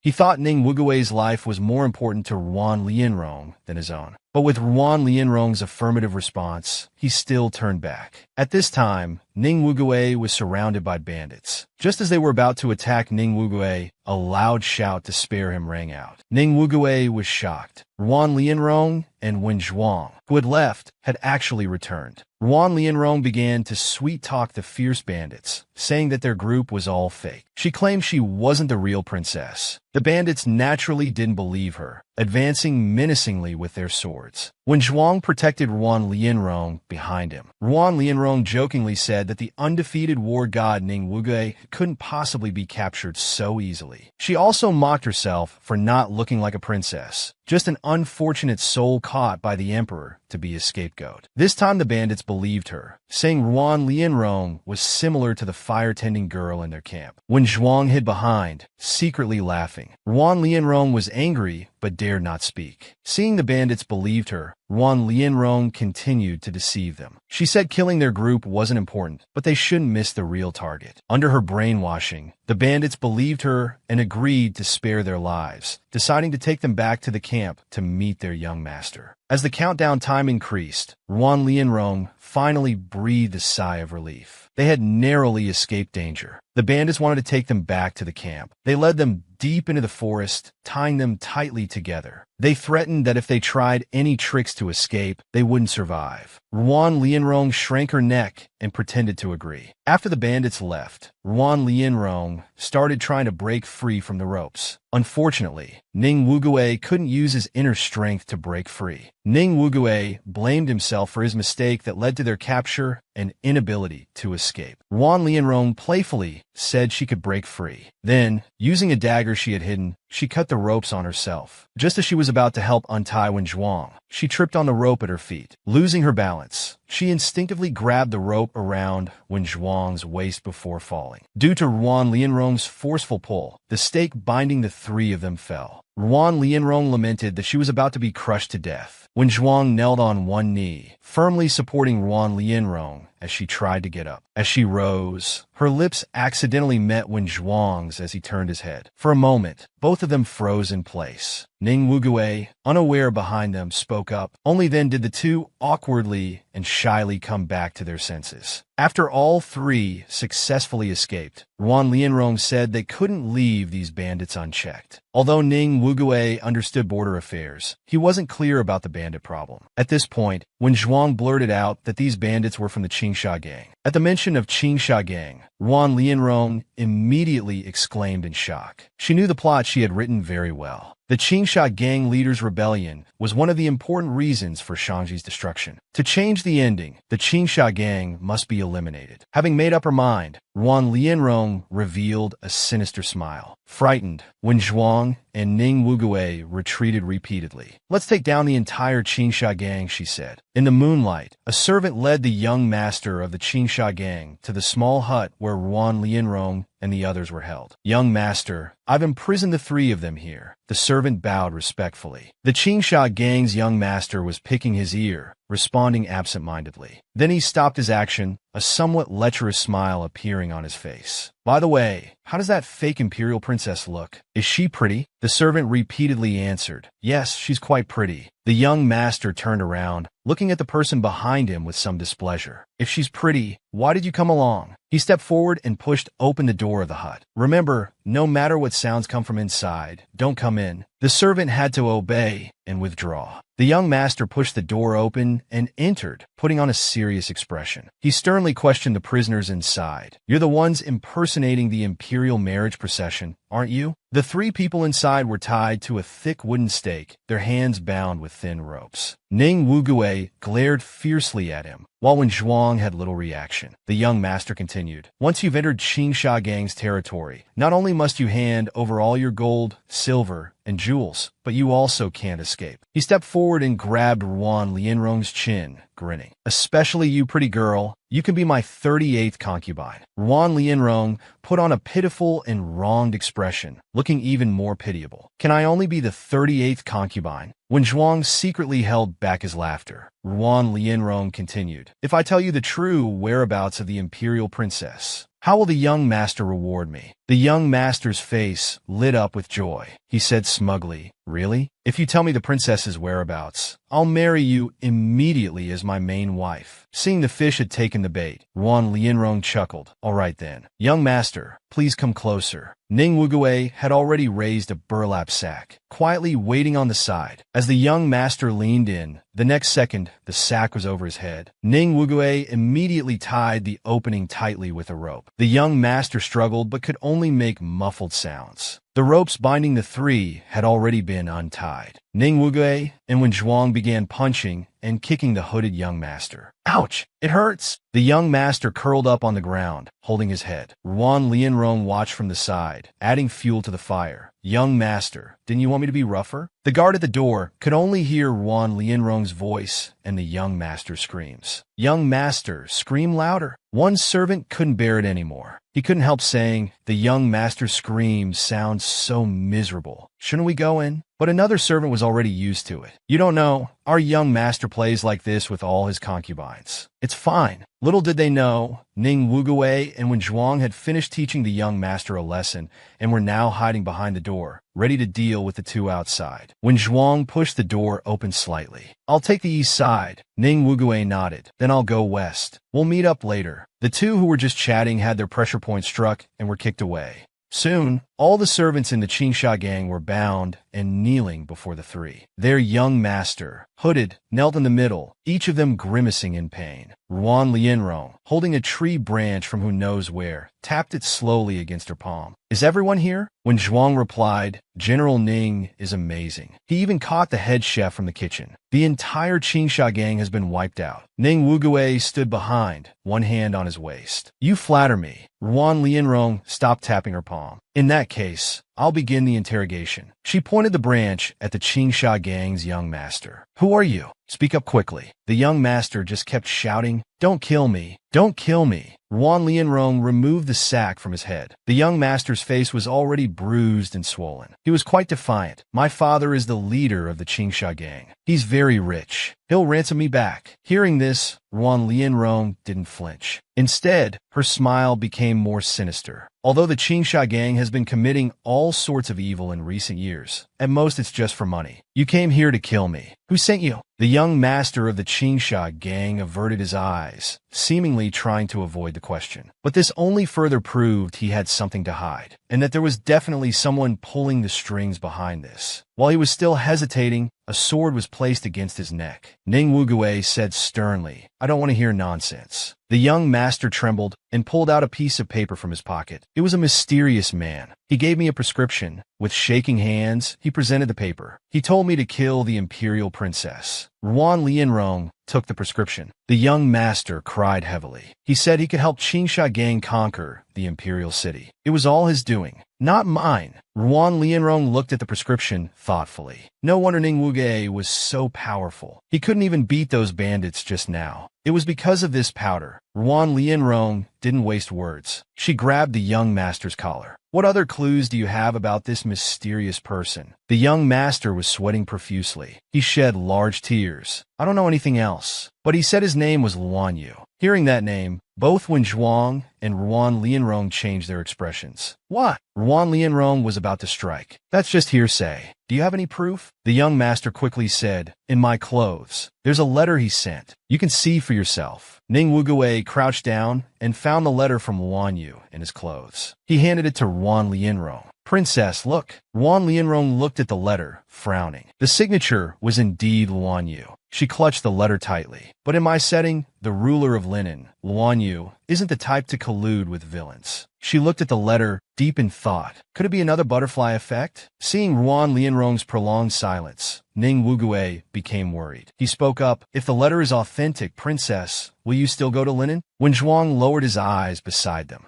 his expression wasn't good either. "Who could it be?" Ruan Lianrong shook her head. "Even so, I still have to go to Linen." She kicked the still kneeling young master of Qingsha gang. "Where did you take our things?" The young master quickly pointed to a nearby room. "In the west wing." "Don't worry, we didn't touch anything." Ruan Lianrong discussed with the two. "Let's settle here for the night. We'll continue tomorrow." Ning Wugui acknowledged the order. The Qingsha gang's location was remote, but the natural environment was quite nice. Nestled in mountains and waters, it was very peaceful. A white dove cooed and landed on Wen Zhuang's fingertip. Wen Zhuang caught the dove and slipped a small note into its claw. Then he released the dove again. When Zhuang watched the dove's silhouette as it flew away, looking particularly lonely and desolate. The next moment, there was a strange noise from the nearby bushes. "Come here!" Then came a series of attacking clucks. Ruan Lianrong let out an ouch behind the bushes, crouching down doing who knows what. When Zhuang was a bit helpless, he saw Ruan Lianrong crawling on the ground, staring at two proud roosters in front of her. Gritting her teeth, she muttered, "I don't believe it. I can't handle you today." When Zhuang walked over, standing behind the crawling Ruan Lianrong. "Princess, it's almost dawn. We're leaving early tomorrow. Why aren't you sleeping? What are you doing here catching chickens?" Ruan Lianrong was exasperated. She stood up with her hands on her hips. "It's because they're making so much noise, I can't sleep. I want to turn them into finger-licking good chicken. See if they dare to be so arrogant then." When Zhuang stood beside Ruan Lianrong, silently closing his mouth, Ruan Lianrong, who was originally high-spirited, suddenly deflated. "Although I don't know how to do it, I also don't know how to catch them." Hearing this, when Zhuang laughed softly, his smile carrying a hint of indulgence and helplessness. He rolled up his sleeves and walked in front of of Ruan Lianrong. Let me do it. Although this commoner doesn't know what finger-licking good chicken you're talking about is, but I do know how to make beggar's chicken. Feathers flew everywhere as the roosters clucked and flapped about. Soon, the mud-wrapped beggar's chicken was placed on an iron rack, sizzling as it roasted. A rich aroma wafted out when Zhuang rolled up his sleeves and used a fan to stoke the fire, intending to make it burn hotter. Ruan Lianrong sat beside him, her face full of admiration. "Wen Zhuang, you're amazing." When Zhuang smiled, "It's nothing. I'm used to living outdoors, so I have some skills." The outer clay shell was cracked open, revealing the steaming hot beggar's chicken. Ruan Lianrong tore off a chicken leg. "Then I won't be polite." At this moment, when Zhuang suddenly reached out his hand, "There's something on your nose. Let me." When Zhuang's hand brushed Ruan Lianrong's cheek, Ruan Lianrong immediately blushed. Fortunately, she quickly regained her composure. "Such a beautiful night and delicious food. How can we not have wine?" She produced a jug of wine from somewhere. "Luckily, I secretly kept this bandit's wine. If you're my friend, have a drink with me." After drinking who knows how much, Ruan Lianrong's eyes were already a bit hazy. Her cheeks were flushed, likely from the effects of the alcohol. She hiccuped. Beside her were countless empty wine jugs. Wen Zhuang was still roasting chicken, while Ruan Lianrong hugged a jug of wine. "Wen Zhuang, how can you be a doctor, cook so well, and hold your liquor so well?"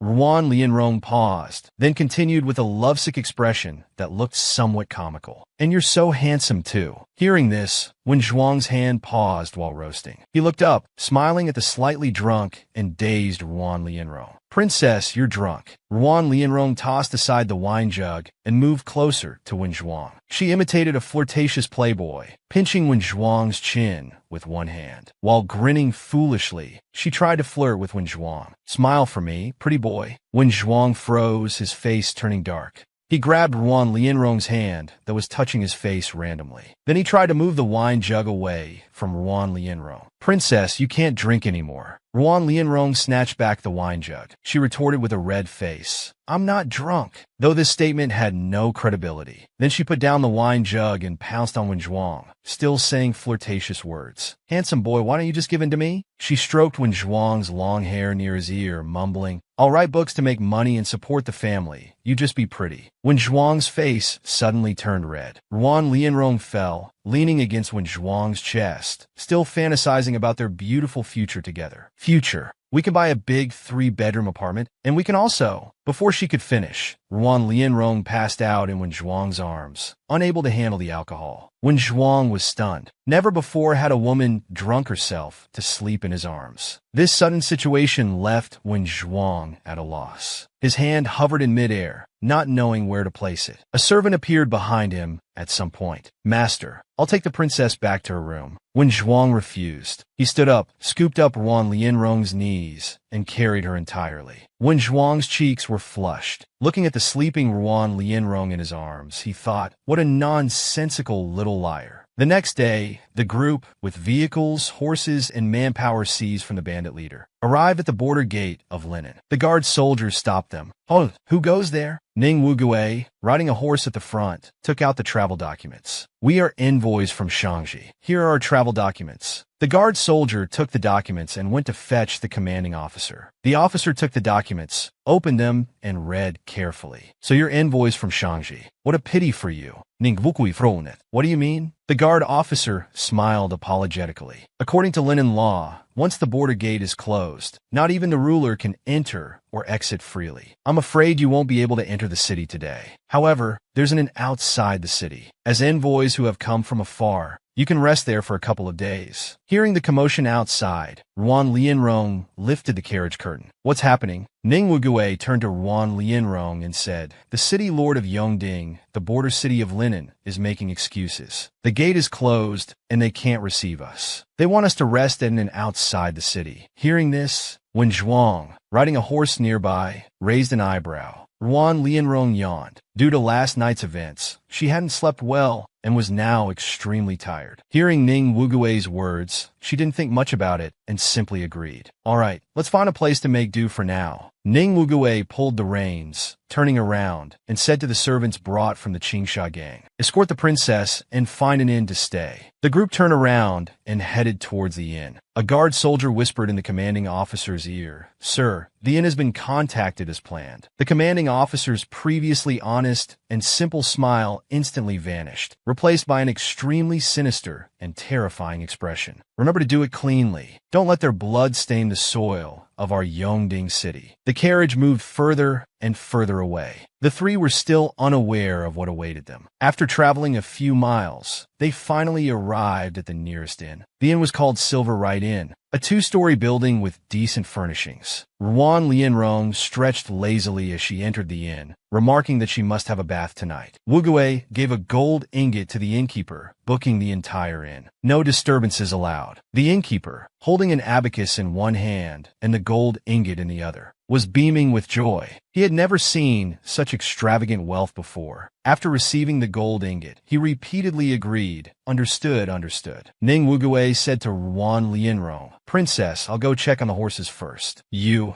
and Mr. Wenzhuang can go upstairs to rest." Ruan Lianrong nodded in agreement. After Ning Wugui left, the innkeeper didn't keep them waiting long. He quickly came with a tray of room keys. "The Tian room is ready for you. Esteemed guests, please go upstairs. If you need anything, just let me know." After the long journey, Ruan Lianrong was starving. "Very well, first arrange a table of good wine and food for me. This princess will reward you generously before leaving. After all, Ning Wugui is paying." Ruan Lianrong took a room key from the tray. After choosing the key, Ruan Lianrong followed Wenzhuang upstairs. "Wenzhuang, what a coincidence. We're staying next to each other." She grinned at Wenzhuang walking in front of her. Wenzhuang nodded. The accountant nearby glanced at the two of them. Ruan Lianrong paused as she climbed the stairs. "But why do I feel like someone's watching me?" That cold feeling coming from all directions made Ruan Lianrong shiver. It felt like multiple gazes were tightly wrapped around her, making it hard to breathe. After a series of unexpected events, Ruan Lianrong had become very alert. She could quickly detect unusual atmospheres around her. Ruan Lianrong instinctively turned her head to look at the people in the lobby downstairs. However, they were all looking down. The waiters were diligently wiping tables. People were drinking tea and eating with their heads down. Everyone was busy with their own affairs. It seemed that Ruan Lianrong's momentary unease was just an illusion. Perhaps she was just being overly cautious, seeing danger where there was none. Even Ruan Lianrong herself was puzzled. Could she have been mistaken? To be safe, Ruan Lianrong decided not to dismiss this as a mere illusion. She quickly walked up behind Wenzhuang and tugged at his sleeve. When Zhuang turned around, Ruan Lianrong continued in a low voice, "I feel something's not right here. It's like someone's always watching us. Does Linen also have those black shops that sell human meat buns?" When Zhuang held Ruan Lianrong's hand, reassuring her, "Princess, don't worry. Linen has honest customs. There won't be any human meat bun shops. If anything happens, General Ning and I are right next door. Just call us anytime." Hearing this, Ruan Lianrong finally felt at ease. She quickly nodded, "No problem." That night, System Mr. Shu leisurely munched on cookies with a face mask on, comfortably watching as the plot had updated to 80%. Meanwhile, Ruan Lianrong lay on the bed pondering, wondering why Shangji would let her come to Linen so easily. The journey seemed too smooth. As she thought about it, Ruan Lianrong suddenly sat up. Resting her chin on her hand with a worried expression,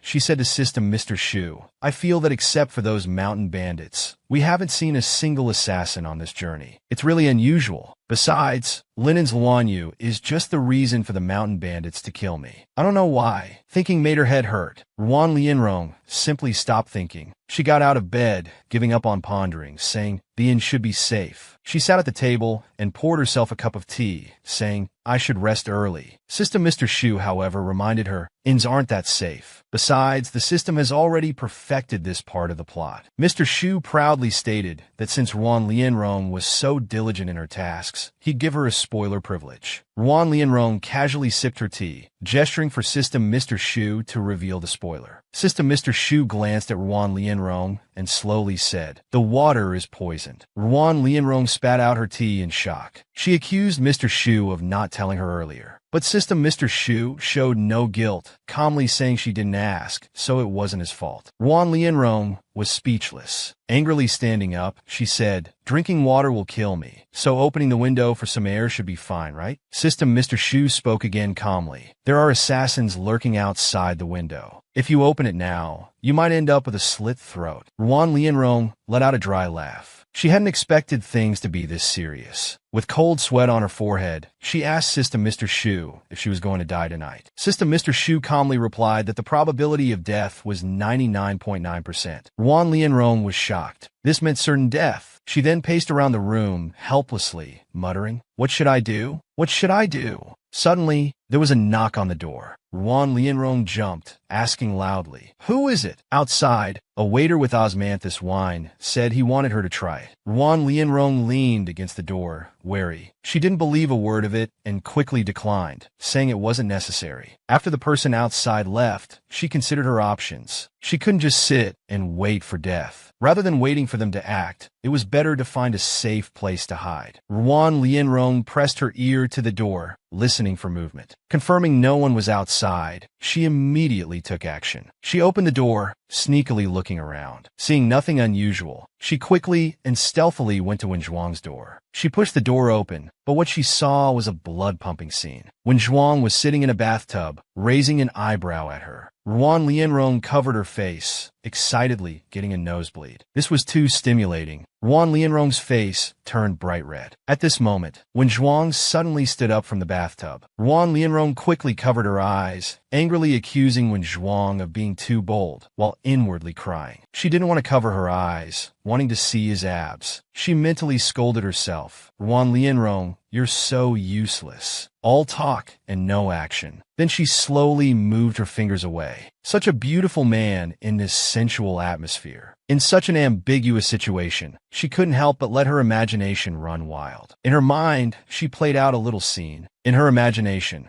Wen Zhuang gently embraced Ruan Lianrong, his words soft as he said he'd do anything for her. He promised to eat beggar's chicken with her for a lifetime. Ruan Lianrong coyly giggled. Lost in thought, Ruan Lianrong cupped her face, drooling shamelessly. Suddenly, Wen Zhuang spoke, asking Ruan Lianrong if something had happened. This brought Ruan Lianrong back to reality. She saw that Wen Zhuang had already left the bathtub and was wearing pants. Ruan Lianrong was speechless again. Who bathes wearing pants? Historical dramas really can't live up to my expectations. Do ancient people really bathe wearing pants? It's a waste of my excitement. Unaware of Ruan Lianrong's thoughts, Wen Zhuang calmly dressed and tidied himself up. Then he calmly explained that he was taking a medicinal bath, not bathing. He asked again why she had come at this time. Ruan Lianrong patted her head. Beauty really was misleading. She had almost forgotten the important matter. She suddenly stepped forward and tightly grasped Wen Zhuang's sleeve, looking up with a sincere expression. With a vulnerable and trusting appearance, she asked to hide here for a while. Ruan Lianrong said someone wanted to kill her. Wen Zhuang, however, was somewhat skeptical, even suspecting that Ruan Lianrong might be hallucinating due to excessive fatigue from the journey. Ruan Lianrong insisted she was telling the truth. Gesticulating wildly, she explained that assassins were lying in wait outside her window. They were just waiting for her to open the window to slit her throat. She earnestly stated that she had even seen the glint of their large swords, exaggeratedly demonstrating their size. Wen Zhuang was amused by Ruan Lianrong's adorable behavior, laughing to tears. He had just joked about how there couldn't be so many assassins in night clothes perched on windowsills. When the next moment, Wen Wan proved him wrong by climbing through the window. Wen Zhuang's face darkened, his body stiffening. Ruan Lianrong, frightened, jumped onto Wen Zhuang, clinging tightly to him and wailing about assassins. Wen Zhuang patted Ruan Lianrong's back, gently comforting her not to be afraid, and explained Wen Wan's identity. The atmosphere suddenly became awkward, with Wen Wan watching from the side, somewhat speechless. Ruan Lianrong came to her senses and quickly jumped off Wen Zhuang. Both of them blushed awkwardly. Turning her face away, Ruan Lianrong changed the subject, muttering about how scary it was. Wen Zhuang, pretending nothing had happened, asked Wen Wan why he had come. Wen Wan took out a dagger from his chest and reported, confirming that Ruan Lianrong was telling the truth. There were indeed suspicious people outside Ruan Lianrong's room. He had knocked one unconscious and found this dagger, made in the linen palace, on the person. When Zhuang was shocked, mumbling to himself, "Made in the palace?" Hearing this, Ruan Lianrong broke out in a cold sweat. Could it be that all along, Linen's ruler Luan Yu wanted to kill her? When Zhuang awkwardly rubbed his nose, explaining with a bitter smile that the ruler of Linen wasn't that kind of person, Ruan Lianrong squinted suspiciously, asking how he could be so certain. "Are you very familiar with the ruler of Linen?" When Zhuang smiled calmly, about to reveal his identity. Just as he was about to admit who he was suddenly interrupted by Wen Nuan's light cough. Ruan Lianrong pressed Wen Zhuang to finish what he was saying about himself. When Zhuang began to explain his original words, he said he was from Linen and had heard of the ruler Qin Zheng's reputation for loving his people. He described the ruler as a wise monarch who cared for his subjects. Hearing this, Ruan Lianrong thought it indeed matched the Luan Yu she had written. It seemed the person trying to kill her probably wasn't Luan Yu.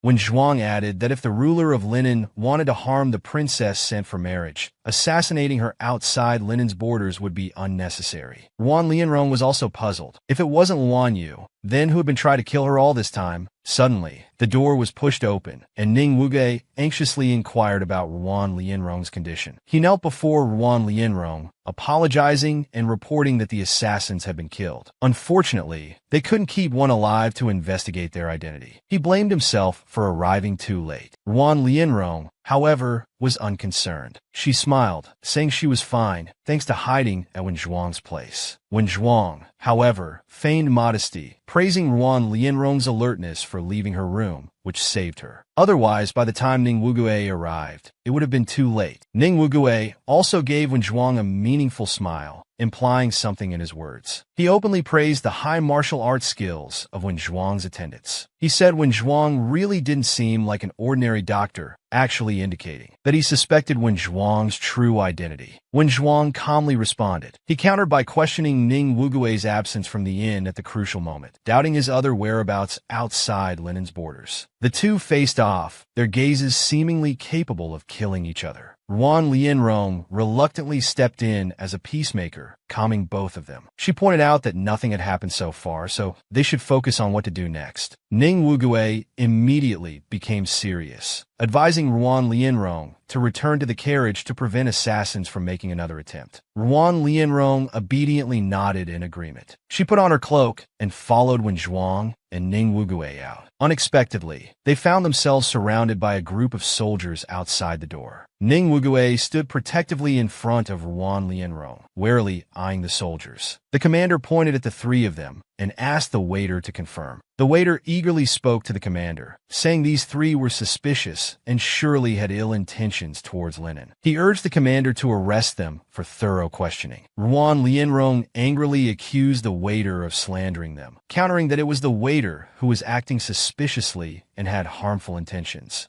The waiter, however, pointed to the bodies of several black-clad men in the room, insisting that Ruan Lianrong was behaving improperly. Ruan Lianrong shouted that those were clearly assassins who had come to kill her, but no one seemed to listen to her explanation. Helpless, Ruan Lianrong had no choice but to reveal her identity as the imperial princess. She sternly rebuked them, challenging anyone to dare approach. The commander, however, dismissed this claim, saying it didn't matter which country she was from. In Linen, they must follow Linen's laws. He then coldly drew his sword, ordering his soldiers to arrest the three of them. With the commander's order, just as the soldiers were about to surround them, Wen Zhuang pulled out a token, halting their actions. With an arrogant expression, he told the commander, "Since you're so keen on following Linen's laws, take a good look at this token in my hand. Do you recognize it?" The commander looked closely and was shocked to see it was a royal token. In the daylight, a servant supported his sister, leading the young master of the Qingsha gang to the small house where Ruan Lianrong and the others were detained. "Young master, I've confined the three of them here," the servant said, bowing respectfully. The Qingsha gang's young master was picking his ear, absent-mindedly acknowledging him. Then he stopped his action, a somewhat lewd smile appearing on his face. "By the way, how does that person impersonating the imperial princess look? Is she pretty?" The servant repeatedly affirmed, "Yes, she's quite beautiful." The Qingsha gang's young master turned around, looking somewhat displeased at the person behind him. "If she's beautiful, why did you come along?" He stepped forward and pushed open the door of the house. Remember, no matter what sounds come from inside, don't enter. The servant could only obey and withdraw. The young master pushed the door open and entered, putting on a serious expression. He sternly questioned those detained in the room. "You're the ones impersonating the imperial marriage procession, aren't you?" Inside, the three were tied to a thick wooden post, their hands bound with thin rope. Ning Wugue glared at him fiercely, while Wen Zhuang showed little reaction. The young master continued, "Now that you're in the Qingsha gang's territory,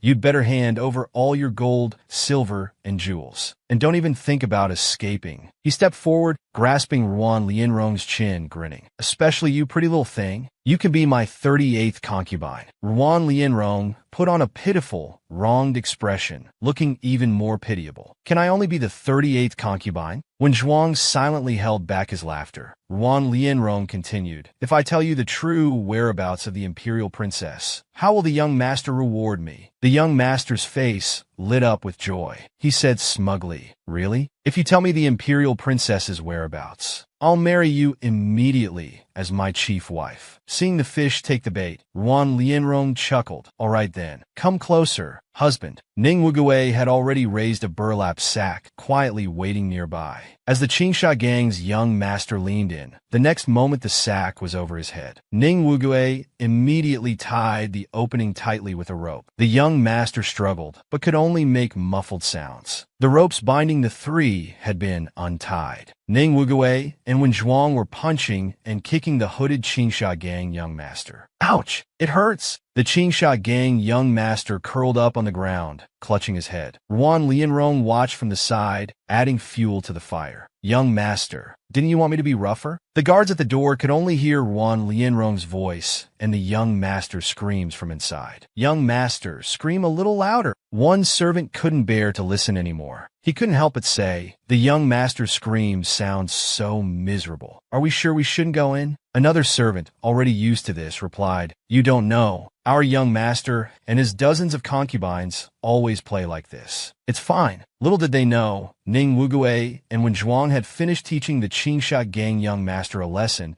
and were now hiding behind the door, ready to deal with the two guards outside. Wen Zhuang pushed the door open slightly. "I'll take the one on the east." Ning Wugue nodded. "Then I'll go west. We'll meet up later." The two who were just chatting had their pressure point struck and were kicked away. Soon after, all the servants in the Qingsha gang were bound and kneeling before the three. Their young master, still hooded, knelt in the middle, grimacing and crying out in pain. Ruan Lianrong held a tree branch she had found somewhere, tapping it slowly against her palm. "Is everyone here?" When Zhuang replied, "General Ning is quite capable. He even caught the kitchen chef trying to escape." The entire Qingsha gang had been defeated. Ning Wugue stood behind, one hand on his hip. "You flatter me." Ruan Lianrong stopped tapping her palm. "In that case, I'll begin the interrogation." She pointed the branch at the Qingsha gang young master. "Who are you? Speak up quickly." The Qingsha gang young master just kept shouting, "Don't kill me! Don't kill me!" Ruan Lianrong removed the burlap sack from his head. The Qingsha gang young master's face was already bruised and swollen. He defiantly said, "My father is the Qingsha gang leader. He's very rich. He'll ransom me back." Hearing this, Ruan Lianrong's smile became even more menacing. Although the Qingsha gang has been committing all sorts of evil lately, they've mostly just been after money. "You came to kill me right away. Tell me, who sent you?" The Qingsha gang young master's eyes darted around, seemingly trying to avoid the question, but this only further indicated his guilt. It was clear there was someone behind this. While he was still hesitating, a sword was placed against his neck. Ning Wugue said sternly, "I don't want to hear nonsense." The Qingsha gang young master trembled as he pulled out a piece of paper from his pocket. It was a mysterious man. "He gave me a prescription." With shaking hands, he presented the paper. "He told me to kill the imperial princess." Ruan Lianrong took the prescription. The Qingsha gang young master cried heavily. He said he could help the Qingsha gang conquer Shangji. It was all his doing. Ruan Lianrong looked at the prescription thoughtfully. No wonder Ning Wugue couldn't defeat those bandits earlier. It was because of this drug powder. Without further ado, Ruan Lianrong grabbed the Qingsha gang young master's collar. "What other clues do you have about this mysterious person?" The Qingsha gang young master was sweating profusely. Tears rolled down his face. "I don't know anything else, but he said his name was Luan Yu."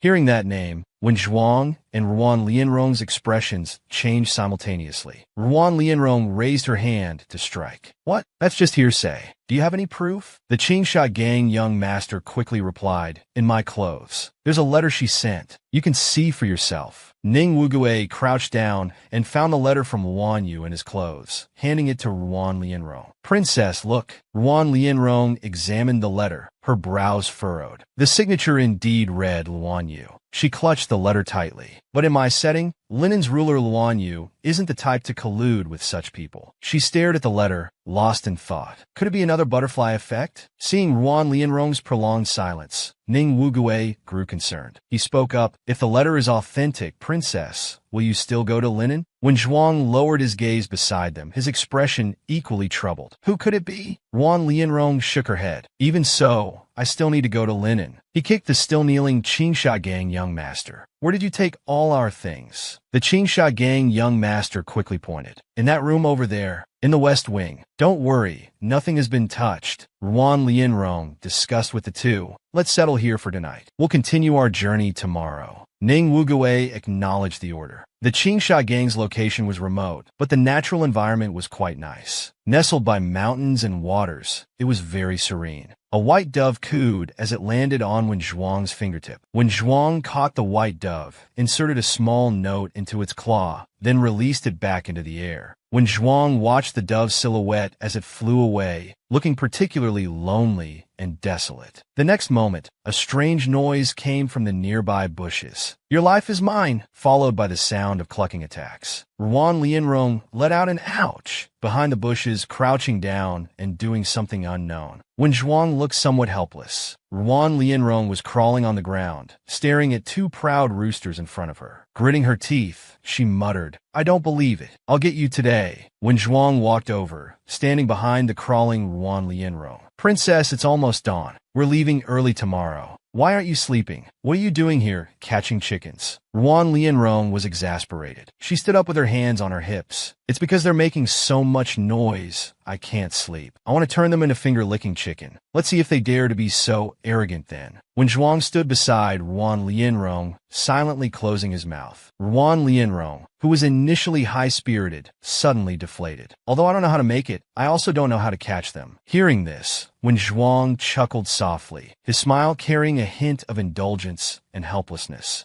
He rolled up his sleeves and walked in front of Ruan Lianrong. Let me do it. Although I don't know the method for your finger-licking chicken, I do know how to make beggar's chicken. Feathers flew everywhere as the roosters clucked and flapped about wildly. Soon, the mud-wrapped beggar's chicken was placed on an iron rack, sizzling as it roasted. A rich aroma wafted out continuously. When Zhuang rolled up his sleeves and fanned the fire with a fan, trying to make the flames stronger. Ruan Lianrong sat beside him, her face full of admiration. When Zhuang, you're amazing. When Zhuang smiled and said, it's nothing. I'm used to living outdoors, so I have some skills. The outer clay shell was cracked open, revealing the steaming hot roasted chicken. Ruan Lianrong tore off a chicken leg. Well then, I won't be polite. At this moment, when Zhuang suddenly reached out his hand. There's something on your nose. Let me help you. When Zhuang's hand brushed Ruan Lianrong's cheek, Ruan Lianrong immediately blushed. Fortunately, she quickly regained her composure. Such a beautiful night, such delicious food. How can we not have wine? She produced a jar of wine from somewhere. Luckily, I secretly hid this bandit wine. If you're my brother, have a drink with me. After drinking an unknown amount, Ruan Lianrong's eyes were already a bit hazy. Her cheeks were flushed, indicating the alcohol had taken effect. She hiccuped. Beside her, there were countless empty wine jars. When Zhuang was still roasting chicken, while Ruan Lianrong hugged a jar of wine. When Zhuang, how can you be such a good cook as a doctor and have such a high alcohol tolerance? Ruan Lianrong paused for a moment, then continued with a love-struck expression that looked somewhat comical. And you're so handsome too. Hearing these words, when Zhuang's hand paused while roasting the meat, he looked up, smiling at the already slightly drunk and dazed Ruan Lianrong. Princess, you're drunk. Ruan Lianrong tossed aside the wine jar and moved closer to Wen Zhuang. She imitated the manner of a flirtatious rogue, pinching Wen Zhuang's chin with one hand. While grinning foolishly, she tried to tease Wen Zhuang. Smile for me, pretty boy. When Zhuang froze, his face turning dark, he grabbed Ruan Lianrong's hand that was touching his face haphazardly, then then tried to move the wine jar away from her. "Princess, you can't drink anymore." Yuan Lianrong snatched the wine jar back. She retorted with a red face, "I'm not drunk," though this statement lacked any convincing power. Then she put down the wine jar and lunged towards Wen Zhuang, still saying flirtatious words. "Handsome boy, why don't you just give in to me?" She reached out to touch Wen Zhuang's long hair near his ear, rambling, "I'll write books to make money and support the family. You just be pretty." Wen Zhuang's face suddenly turned red at some point. Yuan Lianrong fell down, leaning into Wen Zhuang's arms, still fantasizing about her beautiful future with the pretty boy. "Future. We can buy a big house with 3 bedrooms and 2 living rooms. We can also..." Before she could finish, Yuan Lianrong passed out in Wen Zhuang's arms, unable to handle the alcohol. Wen Zhuang was stunned. Never before had a woman drunk herself to sleep in his arms like this. The sudden situation left Wen Zhuang at a loss. His hand hovered in midair, unsure where to place it. An attendant appeared behind him at some point.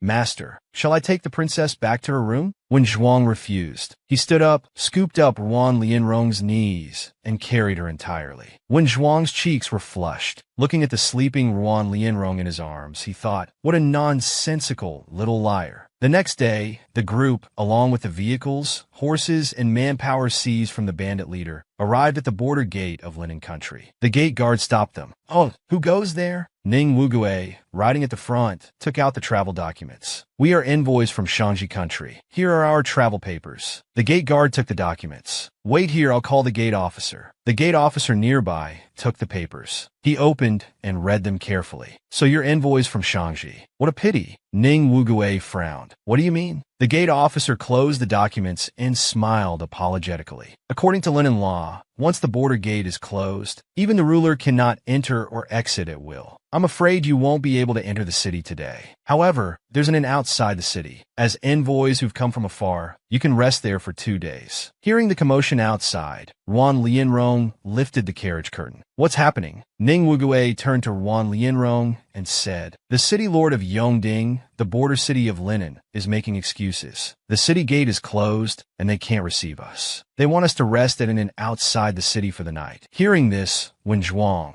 riding on horseback nearby, raised an eyebrow. Yuan Lianrong yawned. She hadn't slept well due to last night's events and was now extremely tired. Hearing Ning Wugue's words, she didn't think much about it and just agreed. "All right, let's find a place to make do for now." Ning Wugue pulled the reins, turned around, and said to the servants brought from the Qingsha gang, "Escort the princess to find an inn to stay." The group turned around and headed towards the inn. A gate guard whispered in the gate officer's ear, "Sir, the inn has been contacted as planned." The gate officer's previously honest and simple smile instantly disappeared, replaced by an extremely sinister and terrifying expression. "Remember to do it cleanly. Don't let their blood touch the soil of our Yongding city." The carriage moved further and further away. The three were still unaware of what awaited them. After traveling for a few miles, they finally arrived at the nearest inn. The inn was called Silverite Inn. It was a 2-story building, and the decor was passable. Yuan Lianrong stretched lazily as she entered the inn, sighing that she must take a bath tonight. Ning Wuge gave a gold ingot to the innkeeper, booking the entire inn and requesting no disturbances. The innkeeper, holding an abacus in one hand and the gold ingot in the other, was beaming with joy. He had never seen such extravagant wealth. After receiving the gold ingot, he repeatedly agreed, "Understood, understood." Ning Wugue said to Yuan Lianrong, "Princess, I'll go check on the horses first. You and Mr. Wen Zhuang can go upstairs to rest." Yuan Lianrong nodded in agreement. After Ning Wugue left, the innkeeper didn't keep them waiting long. He quickly came with a tray holding room keys. "The Tian character room is ready for you.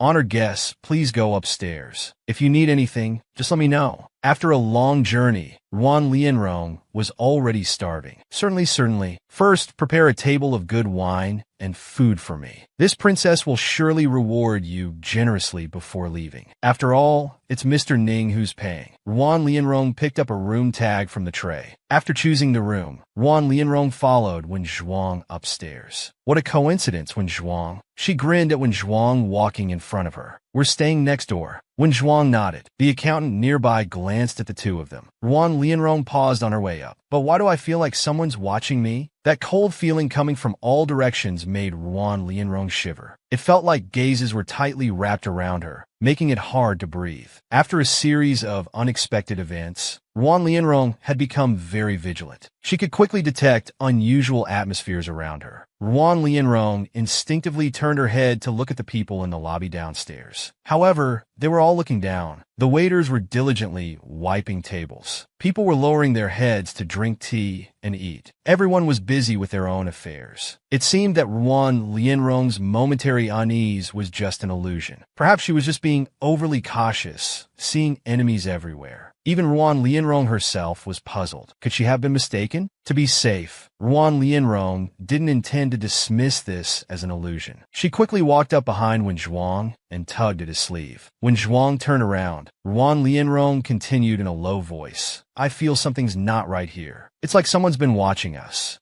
Does Linen also have those human flesh bun black shops?" When Zhuang held Ruan Lianrong's hand, gesturing for her to stay calm. "Princess, don't worry. Linen has honest customs. There won't be any human flesh bun shops. If anything happens, the general and I are right next door. Just call us anytime." Hearing this, Ruan Lianrong finally relaxed. She quickly nodded. "No problem." Ruan Lianrong looked at the person who had removed his mask. The unique earring and the dragon tiger jade pendant at his waist made her realize that this person was actually Qi Feng, the young emperor of Zimu country. Rumor had it that Qi Feng ascended the throne at 8, and by 10, he had established his authority in court with thunderous might. Decisive in killing, ruthless in methods, at 16 he had consecutively conquered 5 countries, expanding his territory. When he was crowned, he was only 17. It was said that he was born under an ill-fated star, causing all his empresses to die on their wedding nights. Thinking of this, Ruan Lianrong nervously uttered his name. Qi Feng openly admitted his identity. After speaking, Qi Feng placed his hand on Ruan Lianrong's shoulder, preparing for his next move. Frightened, Ruan Lianrong quickly called for him to stop. Qi Feng, as if expecting this reaction,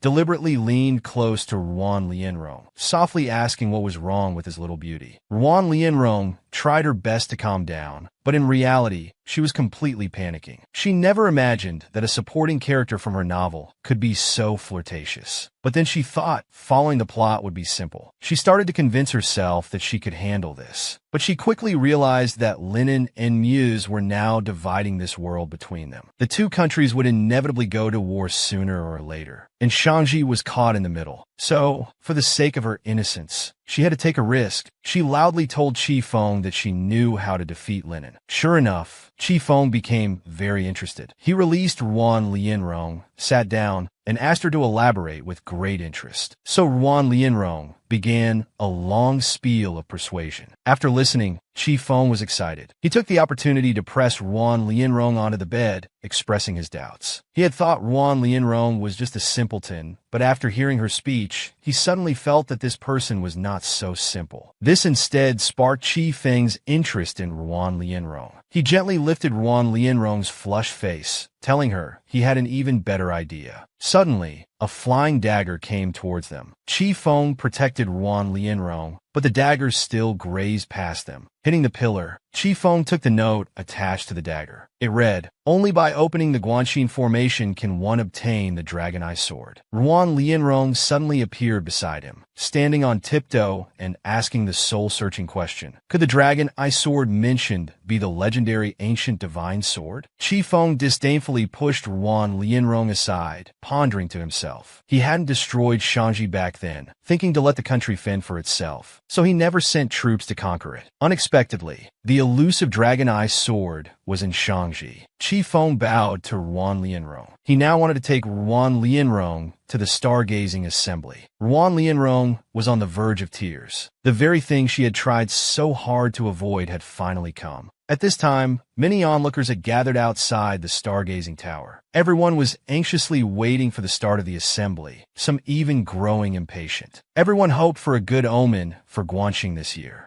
Shangji had experienced continuous natural and man-made disasters this year, possibly due to Ruan Lianrong's resurrection. Some even said that after tonight, the emperor would have Ruan Lianrong sacrificed to the heavens. Many in the crowd agreed. If Ruan Lianrong hadn't always clung to General Ning, the general wouldn't have been defeated. Just as they were saying the Xinwu clan should die, Qi Feng arrived on horseback with Ruan Lianrong. The crowd was surprised that Qi Feng had found Ruan Lianrong. Qi Feng respectfully helped Ruan Lianrong dismount. Suddenly, a call of Ronger interrupted Qi Feng. Ruan Lianrong's royal brother, and when Zhuang approached, Ruan Lianrong's brother looked at Qi Feng with hostility, pulling Ruan Lianrong behind him protectively. He loudly rebuked, demanding to know who Qi Feng was and what he had done to his sister. Anger flashed across Qi Feng's face, a sharp knife appearing at his fingertips. Ruan Lianrong broke into a cold sweat, trying to appear calm as she held back her brother. Trembling, she told her brother she was fine. Hearing it was her brother, Qi Feng immediately changed his demeanor, putting on a professional fake smile and trying to get friendly with Ruan Lianrong's brother. "Oh, it's my brother-in-law? It's all a misunderstanding." Ruan Lianrong's brother became even angrier, rolling up his sleeves and shouting loudly, "Who's your brother-in-law?" He even wanted to fight Qi Feng. Ruan Lianrong quickly grabbed her charging brother, leaning close to his ear to quietly tell him that Qi Feng was actually the young emperor of Muse. At this point, when Zhuang started to lose control, inwardly cursing Qi Feng for daring to compete with him for a woman, it was simply asking for death. Suddenly, someone called out to him from behind. They secretly informed Shangji that all the people arranged by the emperor and empress had been cleared out. However, Muse had only brought one person and one horse this time. When Zhuang was stunned, thinking Qi Feng was too daring. In the Great Hall, Qi Feng formally announced to the emperor and empress that Ruan Lianrong would be his queen from now on, tightly gripping her hand. Ruan Lianrong rolled her eyes, unable to break free. She was internally devastated. It was all her fault for being careless. If it weren't for trying to portray the male and female leads as good people,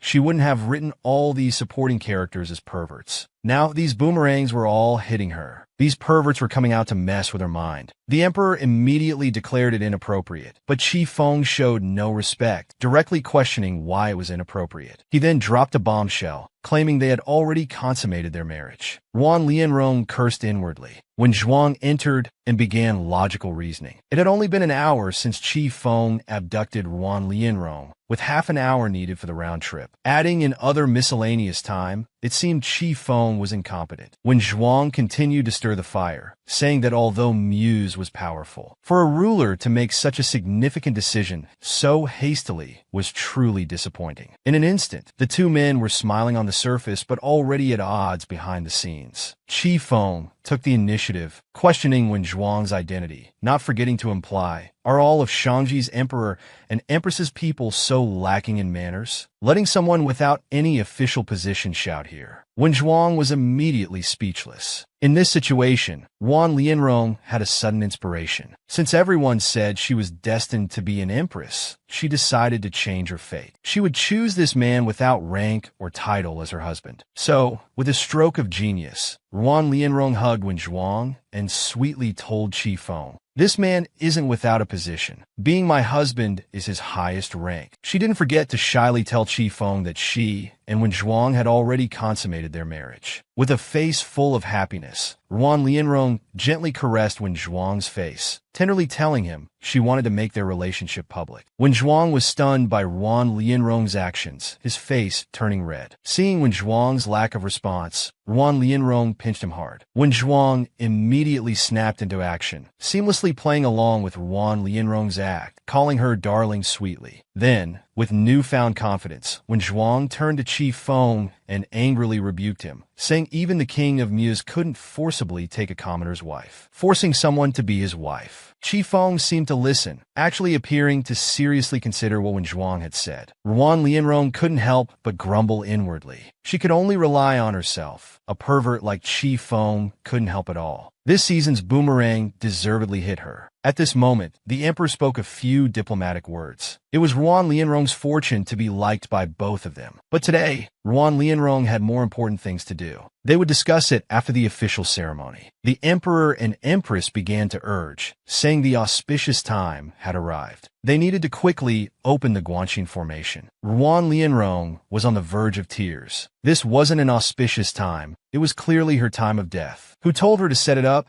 so that the witch's blood in this body would be drained when touching the Guanxin formation? She would definitely be completely destroyed. She could only summon Mr. Shu. Ruan Lianrong asked Mr. Shu with a helpless expression if she had any chance of resurrection. Mr. Shu calmly told Ruan Lianrong there was no chance of resurrection at all. Face the wind, he said. But Ruan Lianrong didn't give up. As she turned to leave, she kept telling herself she must find a way to bypass this plot point. Suddenly, she was grabbed. Ruan Lianrong turned to see Wen Zhuang. He wanted to accompany her. Everyone arrived in front of the Guanxin formation. Looking at the huge formation on the wall, Ruan Lianrong had some doubts. Would such a beautiful formation really drain her blood? She really couldn't think of a solution. She couldn't just chop it down with an axe. The formation couldn't be cut down anyway. Mr. Shu appeared calmly beside Ruan Lianrong, telling her that the Guanxin formation was linked to the lifeblood of the book world. If she used an axe to chop it, the book world would also be damaged, leading to some irreparable consequences. Ruan Lianrong then abandoned this violent idea. She gently placed her hand on the formation, thinking she should use her strengths. Of the 36 stratagems, retreat is the best option. As the author of this book, how could she not come up with a solution? Well, she really couldn't. Ruan Lianrong instantly wanted to mourn for herself. Why did she give Ruan Lianrong such a character setting? But suddenly, she had an inspiration. She had once set up a language, the Wuxia language. Ruan Lianrong's life was that of a royal family's sacrificial body. But after she transmigrated, she hadn't experienced the royal family's orders, but was about to experience being a sacrificial body. She could only make them believe that she would only be useful as a sacrifice after becoming queen. At least this way, she could live a bit longer. So she started to act. The emperor behind her asked how she felt. Wen Zhuang quickly came forward to support her. Ruan Lianrong immediately feigned weakness, saying she felt a very powerful force. It seemed to be calling her. She even faintly heard a dragon's roar. The three people with ulterior motives all realized this must be the dragon eye sword they were looking for. But suddenly, Ruan Lianrong changed her tone, telling everyone that the dragon eye sword rejected her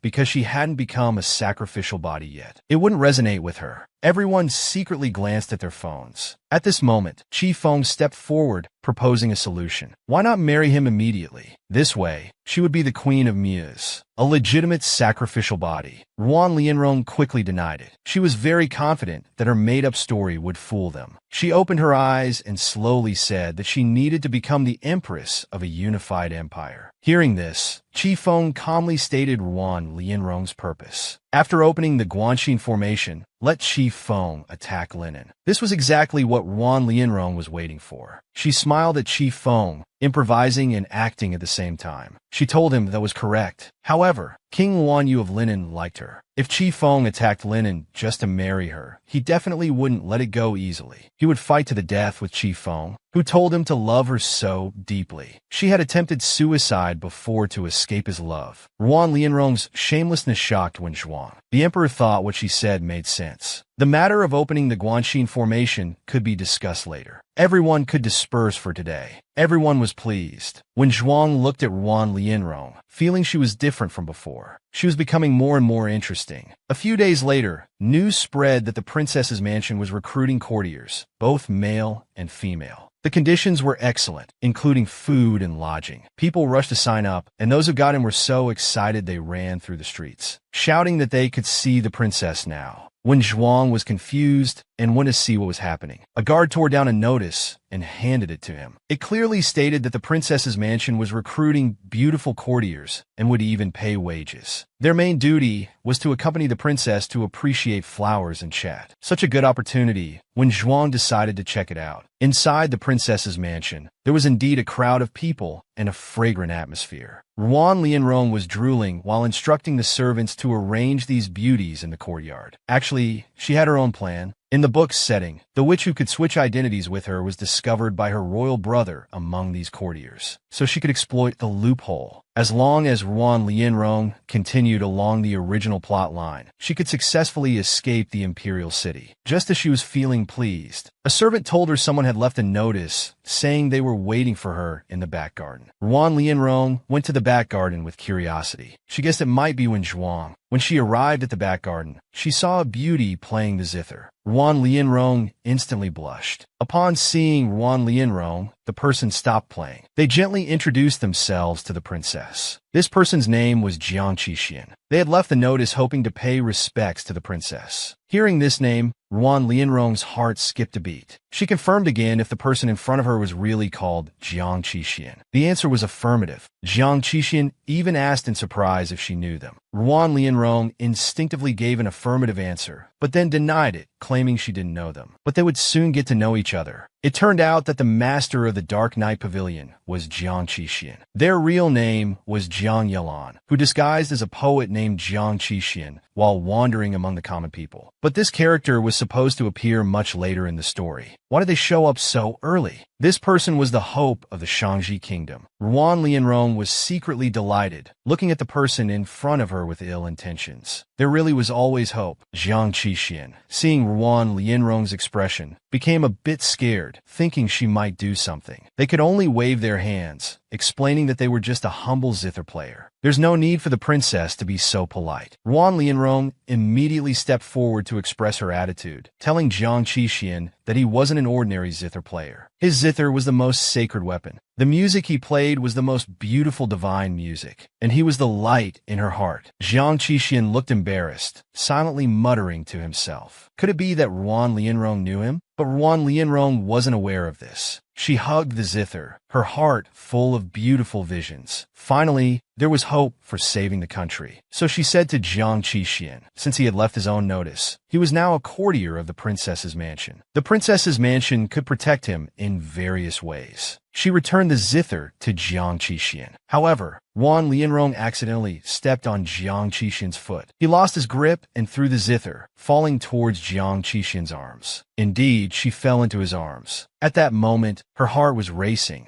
The atmosphere was unusually ambiguous. Both of them blushed slightly. In reality, their hands were desperately trying to grab the zither that had flown out earlier. They fell to the ground in a strange posture. Wen Zhuang, who saw this scene from afar, angrily hit a tree trunk and let out a cold laugh. He jealously watched the two disheveled people walk nearby. He reminded the seventh princess that her injuries hadn't fully healed yet. In such cold weather, she should take care of her health. Ruan Lianrong immediately got up from Jiang Qixin, straightened her clothes, and awkwardly responded that indeed it was getting late. She should return soon. Before she finished speaking, Jiang Qixin sneakily approached again. He gently whispered in Ruan Lianrong's ear, saying she had guessed his identity, which was why he was disheveled. Ruan Lianrong almost lost control. Then, Jiang Qixin resumed his gentlemanly appearance. Ruan Lianrong felt that if she stayed any longer, she would become a pervert. She inwardly exclaimed how misleading appearances could be. She could only make an excuse about preparing for tonight's banquet and left first. When Zhuang and Jiang Qixin finally faced each other, Wen Zhuang directly revealed Jiang Qixin's identity. The master of the Dark Night Pavilion actually had such an elegant pen name. What was his purpose for infiltrating the princess's mansion? Jiang Qixin remained calm and sarcastically replied that he didn't expect the ruler of linen to be at the princess's mansion. The two instantly became hostile. When Zhuang retreated from the battlefield first, Jiang Qixin hugged his zither tightly. He started to get excited. The night at the princess's mansion was filled with cicada sounds. At the banquet, Ruan Lianrong looked at the delicious food served on the table, drooling. But she pretended to be reserved and said it would be best if everyone enjoyed the food together. The guard said that the snow lotus fruit was personally picked by Wen Zhuang for the princess. He hoped the princess would try it. The maid said that Jiang Qixin personally cooked royal jelly almond cookies for the princess. She hoped the princess would taste them. Ruan Lianrong successfully began to struggle. Eating both together would definitely upset her stomach. But choosing between the two was indeed difficult. Both were not to be trifled with. It was really frustrating.